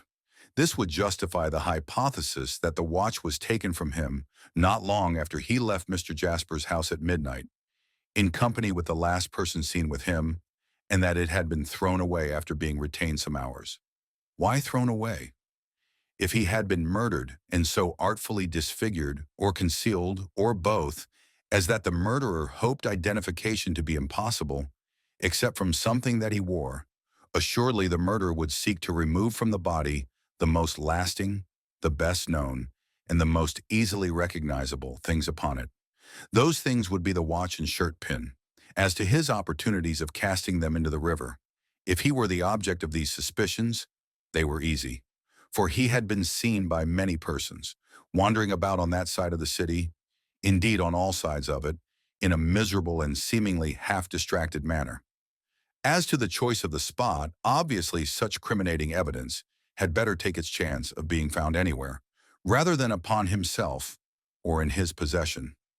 Concerning the reconciliatory nature of the appointed meeting between the two young men, very little could be made of that in young Landless's favor.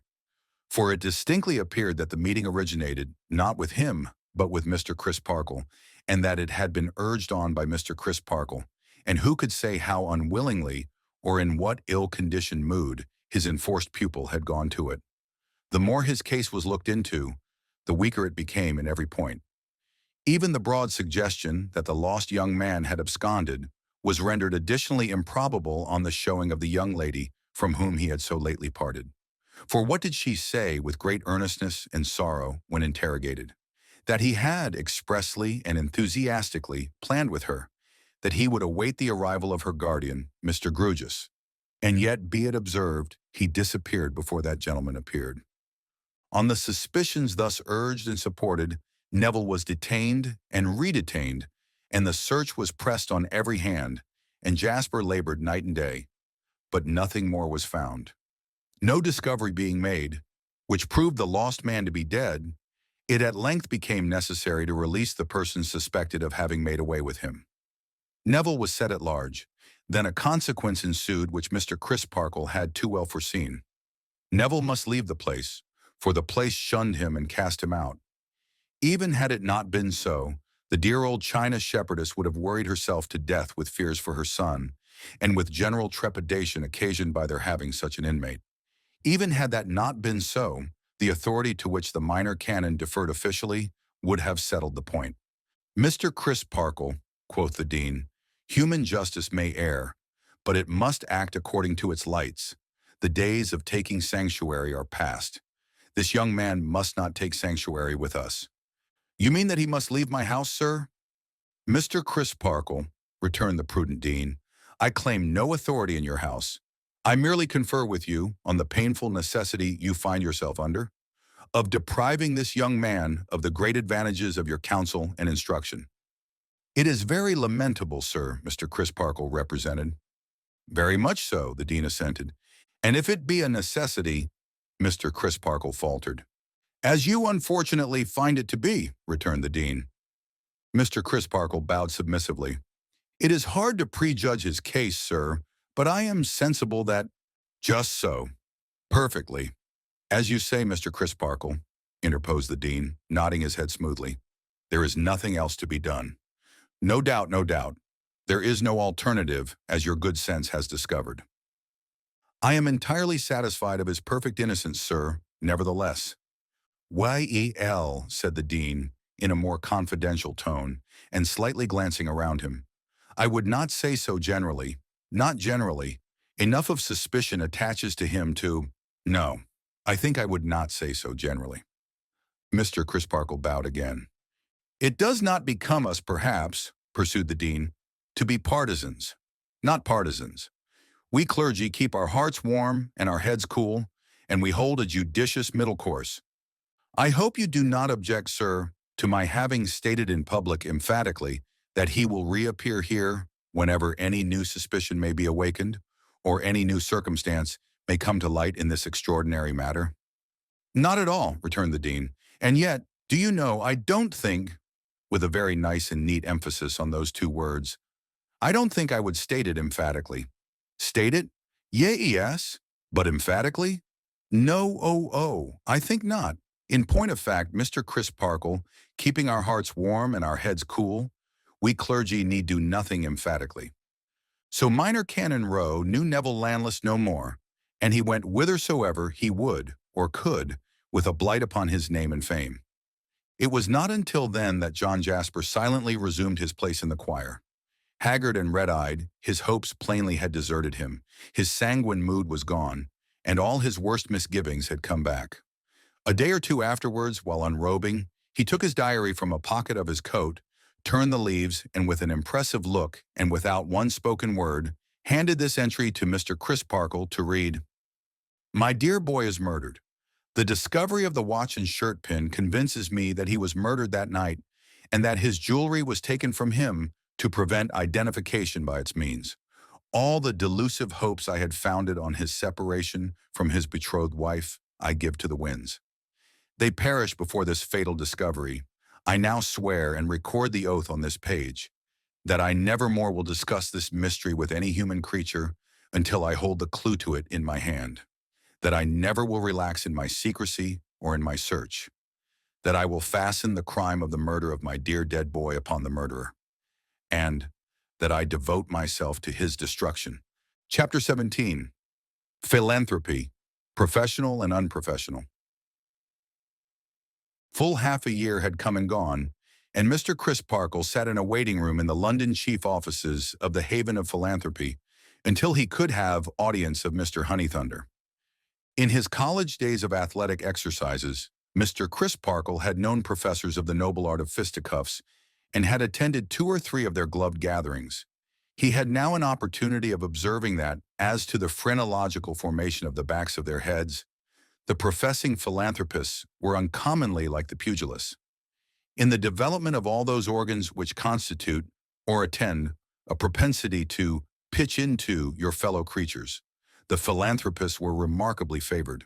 There were several professors passing in and out, with exactly the aggressive air upon them of being ready for a turn-up with any novice who might happen to be on hand, that Mr. Crisparkle well remembered in the circles of the fancy. Preparations were in progress for a moral little mill somewhere on the rural circuit, and other professors were backing this or that heavyweight as good for such or such speech-making hits, so very much after the manner of the sporting publicans, that the intended resolutions might have been rounds. In an official manager of these displays, much celebrated for his platform tactics, Mr. Crisparkle recognized in a suit of black the counterpart of a deceased benefactor of his species, an eminent public character, once known to fame as Frosty-Faced Fogo, who in days of yore superintended the formation of the magic circle with the ropes and stakes. There were only 3 conditions of resemblance wanting between these professors and those. Firstly, the philanthropists were in very bad training, much too fleshy and presenting, both in face and figure, a superabundance of what is known to pugilistic experts as sweat pudding. Secondly, the philanthropists had not the good temper of the pugilists and used worse language. Thirdly, their fighting code stood in great need of revision, as empowering them not only to bore their man to the ropes, but to bore him to the confines of distraction, also to hit him when he was down, hit him anywhere and anyhow, kick him, stamp upon him, gouge him and maul him behind his back without mercy. In these last particulars, the professors of the noble art were much nobler than the professors of philanthropy. Mr. Crisparkle was so completely lost in musing on these similarities and dissimilarities, at the same time watching the crowd which came and went by, always as it seemed, on errands of antagonistically snatching something from somebody, and never giving anything to anybody, that his name was called before he heard it. On his at length responding, he was shown by a miserably shabby and underpaid stipendiary philanthropist, who could hardly have done worse if he had taken service with a declared enemy of the human race, to Mr. Honeythunder's room. "Sir," said Mr. Honeythunder, in his tremendous voice, like a schoolmaster issuing orders to a boy of whom he had a bad opinion, "sit down." Mr. Crisparkle seated himself. Mr. Honeythunder, having signed the remaining few score of a few thousand circulars, calling upon a corresponding number of families without means to come forward, stump up instantly, and be philanthropists or go to the devil, Another shabby stipendiary philanthropist, highly disinterested if in earnest, gathered these into a basket and walked off with them. "Now, Mr. Crisparkle," said Mr. Honeythunder, turning his chair half round towards him when they were alone, and squaring his arms with his hands on his knees, and his brows knitted as if he added, "I am going to make short work of you. Now, Mr. Crisparkle, we entertain different views, you and I, sir, of the sanctity of human life." "Do we?" returned the Minor Canon. "We do, sir." "Might I ask you," said the Minor Canon, "what are your views on that subject?" "That human life is a thing to be held sacred, sir." "Might I ask you," pursued the Minor Canon as before, "what you suppose to be my views on that subject?" "By George, sir," returned the philanthropist, squaring his arms still more, as he frowned on Mr. Crisparkle, "they are best known to yourself."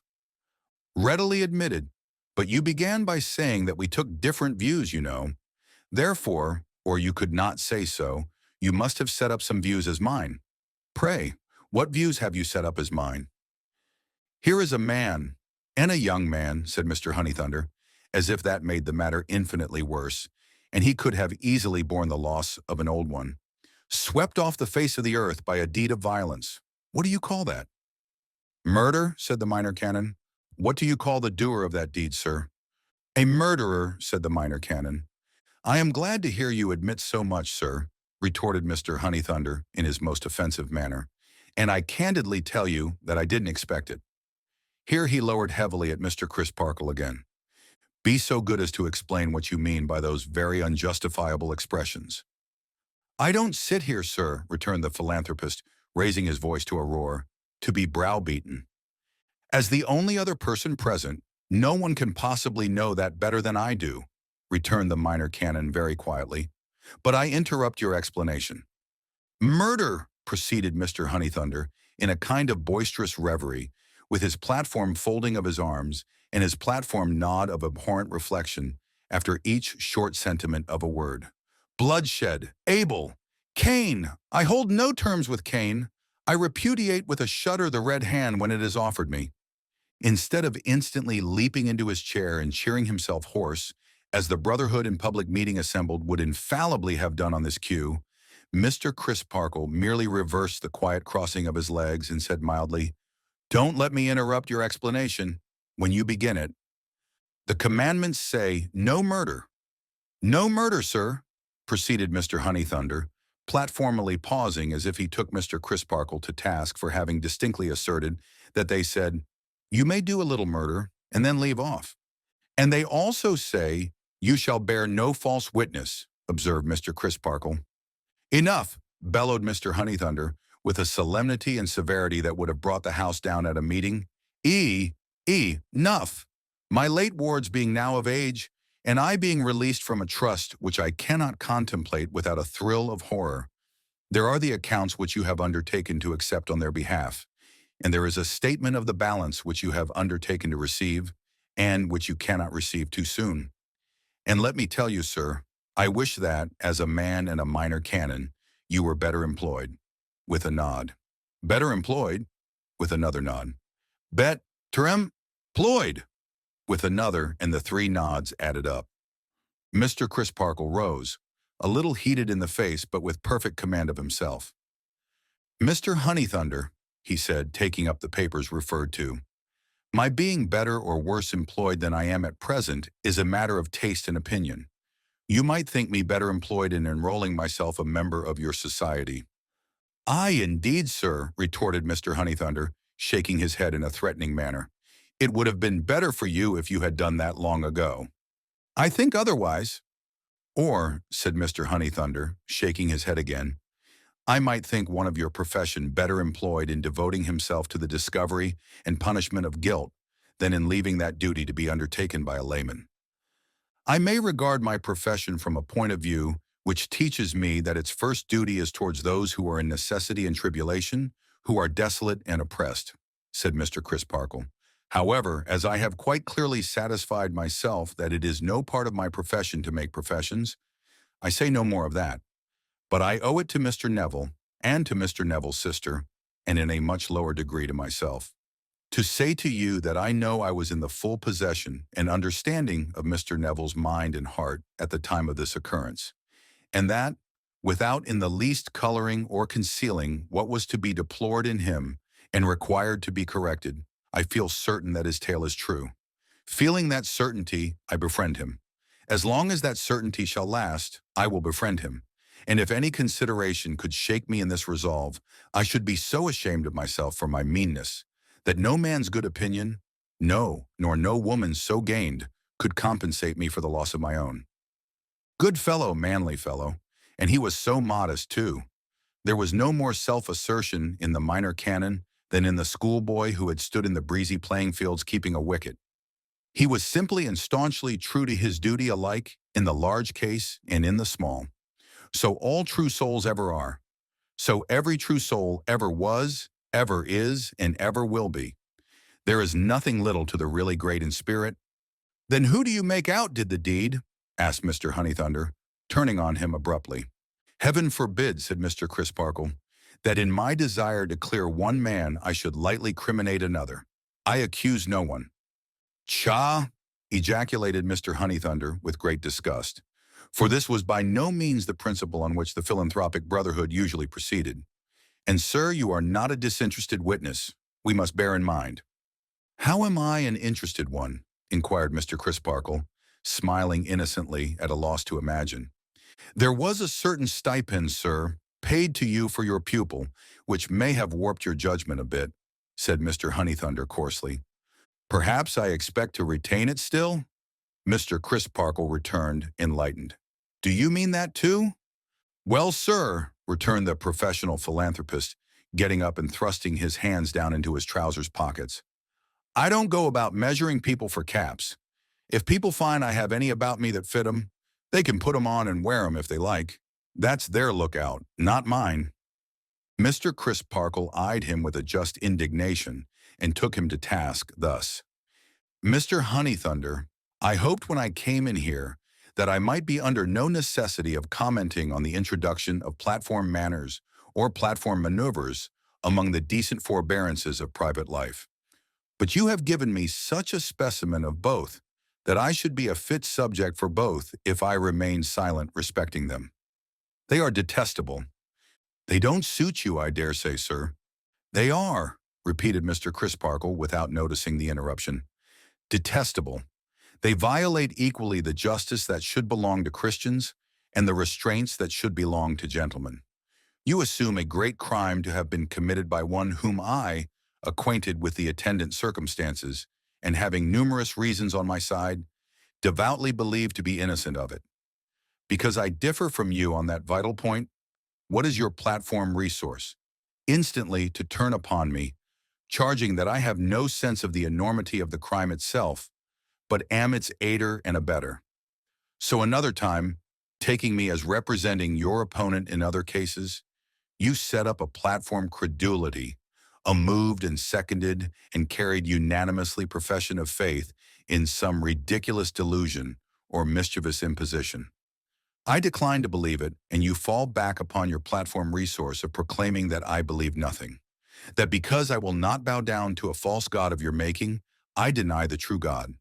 Another time you make the platform discovery that war is a calamity, and you propose to abolish it by a string of twisted resolutions tossed into the air like the tail of a kite. I do not admit the discovery to be yours in the least, and I have not a grain of faith in your remedy. Again, your platform resource of representing me as reveling in the horrors of a battlefield like a fiend incarnate. Another time, in another of your undiscriminating platform rushes, you would punish the sober for the drunken.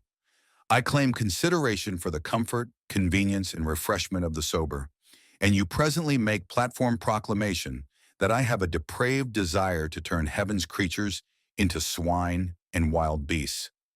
In all such cases, your movers and your seconders and your supporters, your regular professors of all degrees, run amok like so many mad Malays, habitually attributing the lowest and basest motives with the utmost recklessness. Let me call your attention to a recent instance in yourself for which you should blush, and quoting figures which you know to be as willfully one-sided as a statement of any complicated account that should be all creditor side and no debtor, or all debtor side and no creditor. Therefore it is, Mr. Honeythunder, that I consider the platform a sufficiently bad example and a sufficiently bad school, even in public life. But hold that, carried into private life, it becomes an unendurable nuisance. These are strong words, sir, exclaimed the philanthropist. I hope so, said Mr. Crisparkle. Good morning. He walked out of the haven at a great rate, but soon fell into his regular brisk pace, and soon had a smile upon his face as he went along, wondering what the China shepherdess would have said if she had seen him pounding Mr. Honeythunder in the late little lively affair. For Mr. Crisparkle had just enough of harmless vanity to hope that he had hit hard, and to glow with the belief that he had trimmed the philanthropic jacket pretty handsomely. He took himself to Staple Inn, but not to PJT and Mr. Grugis. Full many a creaking stair he climbed before he reached some attic rooms in a corner, turned the latch of their unbolted door, and stood beside the table of Neville Landless. An air of retreat and solitude hung about the rooms and about their inhabitant. He was much worn, and so were they. Their sloping ceilings, cumbrous rusty locks and grates, and heavy wooden bins and beams, slowly moldering withal, had a prisonous look, and he had the haggard face of a prisoner. Yet the sunlight shone in at the ugly garret window, which had a penthouse to itself thrust out among the tiles, and on the cracked and smoke-blackened parapet beyond, some of the deluded sparrows of the place rheumatically hopped, like little feathered cripples who had left their crutches in their nests. And there was a play of living leaves at hand that changed the air, and made an imperfect sort of music in it that would have been melody in the country. The rooms were sparely furnished, but with good store of books. Everything expressed the abode of a poor student.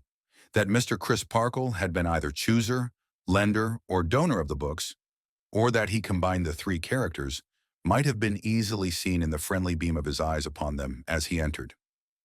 How goes it, Neville? I am in good heart, Mr. Crisparkle, and working away. I wish your eyes were not quite so large and not quite so bright, said the minor canon, slowly releasing the hand he had taken in his. They brighten at the sight of you, returned Neville. If you were to fall away from me, they would soon be dull enough. Rally, rally, urged the other in a stimulating tone. Fight for it, Neville. If I were dying, I feel as if a word from you would rally me. If my pulse had stopped, I feel as if your touch would make it beat again, said Neville. But I have rallied and am doing famously. Mr. Crisparkle turned him with his face a little more towards the light. I want to see a ruddier touch here, Neville, he said, indicating his own healthy cheek by way of pattern. I want more sun to shine upon you. Neville drooped suddenly as he replied in a lowered voice, I am not hardy enough for that yet. I may become so, but I cannot bear it yet. If you had gone through those Cloisterham streets as I did, if you had seen as I did those averted eyes and the better sort of people silently giving me too much room to pass, that I might not touch them or come near them, you wouldn't think it quite unreasonable that I cannot go about in the daylight. My poor fellow, said the minor canon, in a tone so purely sympathetic that the young man caught his hand. I never said it was unreasonable, never thought so, but I should like you to do it. And that would give me the strongest motive to do it, but I cannot yet. I cannot persuade myself that the eyes of even the stream of strangers I pass in this vast city look at me without suspicion. I feel marked and tainted, even when I go out, as I do only at night. But the darkness covers me then, and I take courage from it. Mr. Crisparkle laid a hand upon his shoulder and stood looking down at him. If I could have changed my name, said Neville, I would have done so. But as you wisely pointed out to me, I can't do that, for it would look like guilt. If I could have gone to some distant place, I might have found relief in that. But the thing is not to be thought of, for the same reason. Hiding and escaping would be the construction in either case. It seems a little hard to be so tied to a stake and innocent, but I don't complain. And you must expect no miracle to help you, Neville, said Mr. Crisparkle compassionately. No, sir, I know that. The ordinary fullness of time and circumstances is all I have to trust to. It will right you at last, Neville. So I believe, and I hope I may live to know it. But perceiving that the despondent mood into which he was falling cast a shadow on the minor canon, and, it may be, feeling that the broad hand upon his shoulder was not then quite as steady as its own natural strength had rendered it when it first touched him just now, he brightened and said, "Excellent circumstances for study anyhow. And you know, Mr. Crisparkle, what need I have of study in all ways? Not to mention that you have advised me to study for the difficult profession of the law, specially, and that, of course, I am guiding myself by the advice of such a friend and helper. Such a good friend and helper." He took the fortifying hand from his shoulder and kissed it. Mr. Crisparkle beamed at the books, but not so brightly as when he had entered. "I gather from your silence on the subject that my late guardian is adverse, Mr. Crisparkle?" The minor canon answered, "Your late guardian is a most unreasonable person, and it signifies nothing to any reasonable person whether he is adverse, perverse, or the reverse." "Well, for me, that I have enough with economy to live upon," sighed Neville, half wearily and half cheerily, "while I wait to be learned and wait to be righted. Else I might have proved the proverb that while the grass grows, the steed starves." He opened some books as he said it, and was soon immersed in their interleaved and annotated passages, while Mr. Crisparkle sat beside him, expounding, correcting, and advising. The minor canon's cathedral duties made these visits of his difficult to accomplish, and only to be compassed at intervals of many weeks. But they were as serviceable as they were precious to Neville Landless. When they had got through such studies as they had in hand, they stood leaning on the window-sill and looking down upon the patch of garden. "Next week," said Mr. Crisparkle, "you will cease to be alone and will have a devoted companion." "And yet," returned Neville, "this seems an uncongenial place to bring my sister to." "I don't think so," said the minor canon. "There is duty to be done here, and there are womanly feeling, sense, and courage wanted here." "I meant," explained Neville, "that the surroundings are so dull and unwomanly, and that Helena can have no suitable friend or society here." "You have only to remember," said Mr. Crisparkle, "that you are here yourself, and that she has to draw you into the sunlight." They were silent for a little while, and then Mr. Crisparkle began anew. "When we first spoke together, Neville, you told me that your sister had risen out of the disadvantages of your past lives as superior to you as the tower of Cloisterham Cathedral is higher than the chimneys of Minor Canon Corner. Do you remember that?" "Right well." "I was inclined to think it at the time an enthusiastic flight, no matter what I think it now. What I would emphasize is that under the head of pride, your sister is a great and opportune example to you." "Under all heads that are included in the composition of a fine character, she is." "Say so, but take this one. Your sister has learnt how to govern what is proud in her nature. She can dominate it even when it is wounded through her sympathy with you. No doubt she has suffered deeply in those same streets where you suffered deeply. No doubt her life is darkened by the cloud that darkens yours. But bending her pride into a grand composure that is not haughty or aggressive, but is a sustained confidence in you and in the truth, she has won her way through those streets until she passes along them, as high in the general respect as anyone who treads them. Every day and hour of her life, since Edwin Drood's disappearance, she has faced malignity and folly, for you, as only a brave nature well-directed can. So it will be with her to the end. Another and weaker kind of pride might sink broken-hearted, but never such a pride as hers, which knows no shrinking and can get no mastery over her." The pale cheek beside him flushed under the comparison, and the hint implied in it. "I will do all I can to imitate her," said Neville. "Do so and be a truly brave man, as she is a truly brave woman," answered Mr. Crisparkle stoutly. "It is growing dark. Will you go my way with me when it is quite dark? Mind, it is not I who wait for darkness."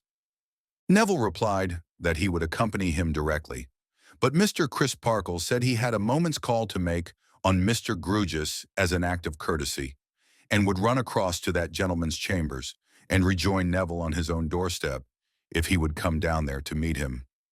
Mr. Grewgious, bolt upright as usual, sat taking his wine in the dusk at his open window, his wine-glass and decanter on the round table at his elbow, himself and his legs on the window-seat, only one hinge in his whole body, like a boot-jack. "How do you do, Reverend Sir?" said Mr. Grugis with abundant offers of hospitality, which were as cordially declined as made. "And how is your charge getting on over the way in the set that I had the pleasure of recommending to you as vacant and eligible?" Mr. Crisparkle replied suitably. "I am glad you approve of them," said Mr. Grugis, "because I entertain a sort of fancy for having him under my eye." As Mr. Grugis had to turn his eye up considerably before he could see the chambers, the phrase was to be taken figuratively and not literally. "And how did you leave Mr. Jasper, Reverend Sir?" said Mr. Grugis. Mr. Crisparkle had left him pretty well. "And where did you leave Mr. Jasper, Reverend Sir?" Mr. Crisparkle had left him at Cloisterham. "And when did you leave Mr. Jasper, Reverend Sir?" "That morning." "Umps," said Mr. Grugis. "He didn't say he was coming, perhaps." "Coming where?" "Anywhere, for instance," said Mr. Grugis. "No." "Because here he is," said Mr. Grugis, who had asked all these questions, with his preoccupied glance directed out at window. "And he don't look agreeable, does he?" Mr. Crisparkle was craning towards the window when Mr. Grugis added, "If you will kindly step round here behind me in the gloom of the room, and will cast your eye at the second-floor landing window in yonder house, I think you will hardly fail to see a slinking individual in whom I recognize our local friend." "You are right," cried Mr. Crisparkle. "Umps," said Mr. Grugis. Then he added, turning his face so abruptly that his head nearly came into collision with Mr. Crisparkle's, "What should you say that our local friend was up to?" The last passage he had been shown in the diary returned on Mr. Crisparkle's mind with the force of a strong recoil, and he asked Mr. Grugis if he thought it possible that Neville was to be harassed by the keeping of a watch upon him. "A watch," repeated Mr. Grugis musingly. "Aye, which would not only of itself haunt and torture his life," said Mr. Crisparkle warmly, "but would expose him to the torment of a perpetually reviving suspicion, whatever he might do or wherever he might go." "Aye," said Mr. Grugis, musingly still. "Do I see him waiting for you?" "No doubt you do." "Then would you have the goodness to excuse my getting up to see you out, and to go out to join him, and to go the way that you are going, and to take no notice of our local friend?" said Mr. Grugis. "I entertain a sort of fancy for having him under my eye tonight, do you know?" Mr. Crisparkle, with a significant nod, complied, and rejoining Neville, went away with him. They dined together, and parted at the yet unfinished and undeveloped railway station. Mr. Crisparkle to get home, Neville to walk the streets, cross the bridges, make a wide round of the city in the friendly darkness, and tire himself out. It was midnight when he returned from his solitary expedition and climbed his staircase. The night was hot, and the windows of the staircase were all wide open.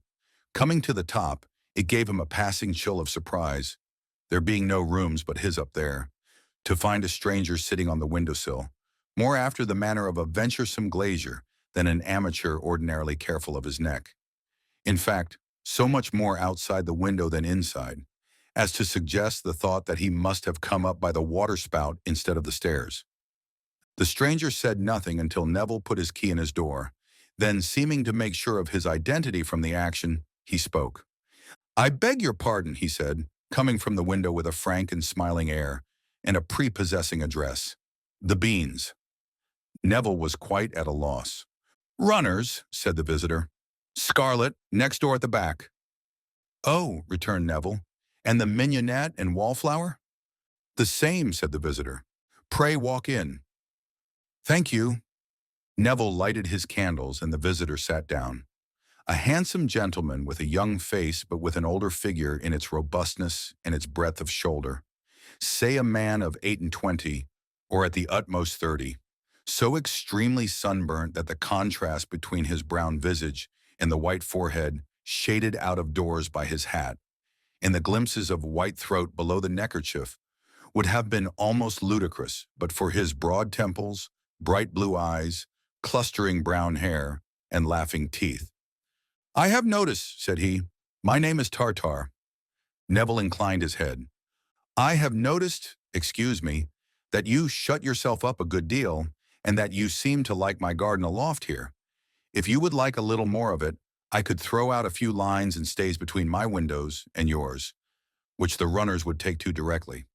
And I have some boxes, both of mignonette and wallflower, that I could shove on along the gutter, with a boat hook I have by me, to your windows, and draw back again when they wanted watering or gardening, and shove on again when they were shipshape, so that they would cause you no trouble. I couldn't take this liberty without asking your permission, so I venture to ask it. Tartar, corresponding set next door. You are very kind. Not at all.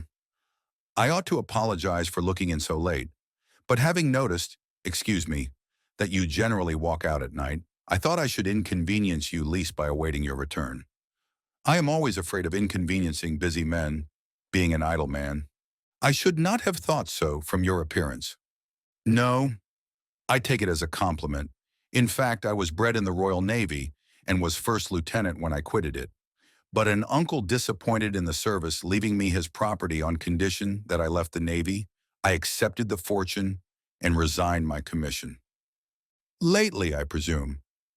Well, I had had 12 or 15 years of knocking about first.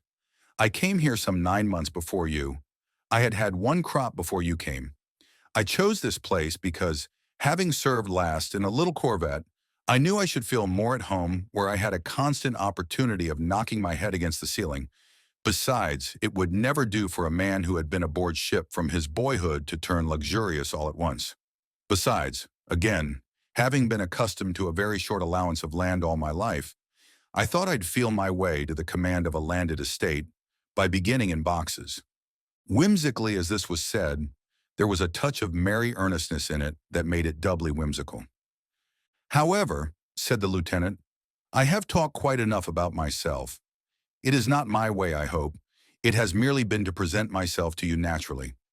If you will allow me to take the liberty I have described, it will be a charity, for it will give me something more to do. And you are not to suppose that it will entail any interruption or intrusion on you, for that is far from my intention. Neville replied that he was greatly obliged, and that he thankfully accepted the kind proposal. I am very glad to take your windows in tow, said the lieutenant. From what I have seen of you when I have been gardening at mine, and you have been looking on, I have thought you, excuse me, rather too studious and delicate. May I ask, is your health at all affected? I have undergone some mental distress, said Neville, confused, which has stood me in the stead of illness. Pardon me, said Mr. Tartar. With the greatest delicacy, he shifted his ground to the windows again and asked if he could look at one of them. On Neville's opening it, he immediately sprang out, as if he were going aloft with a whole watch in an emergency and were setting a bright example. For heaven's sake, cried Neville, don't do that. Where are you going, Mr. Tartar? You'll be dashed to pieces. All well, said the lieutenant, coolly looking about him on the housetop. All taut and trim here. Those lines and stays shall be rigged before you turn out in the morning. May I take this shortcut home and say good night? Mr. Tartar, urged Neville, pray, it makes me giddy to see you. But Mr. Tartar, with a wave of his hand and the deftness of a cat, had already dipped through his scuttle of scarlet runners without breaking a leaf and gone below. Mr. Grewgious, his bedroom window blind held aside with his hand, happened at the moment to have Neville's chambers under his eye for the last time that night. Fortunately, his eye was on the front of the house and not the back, or this remarkable appearance and disappearance might have broken his rest as a phenomenon. But Mr. Grewgious, seeing nothing there, not even a light in the windows, his gaze wandered from the windows to the stars, as if he would have read in them something that was hidden from him. Many of us would if we could, but none of us so much as know our letters in the stars yet, or seem likely to do it in this state of existence. And few languages can be read until their alphabets are mastered.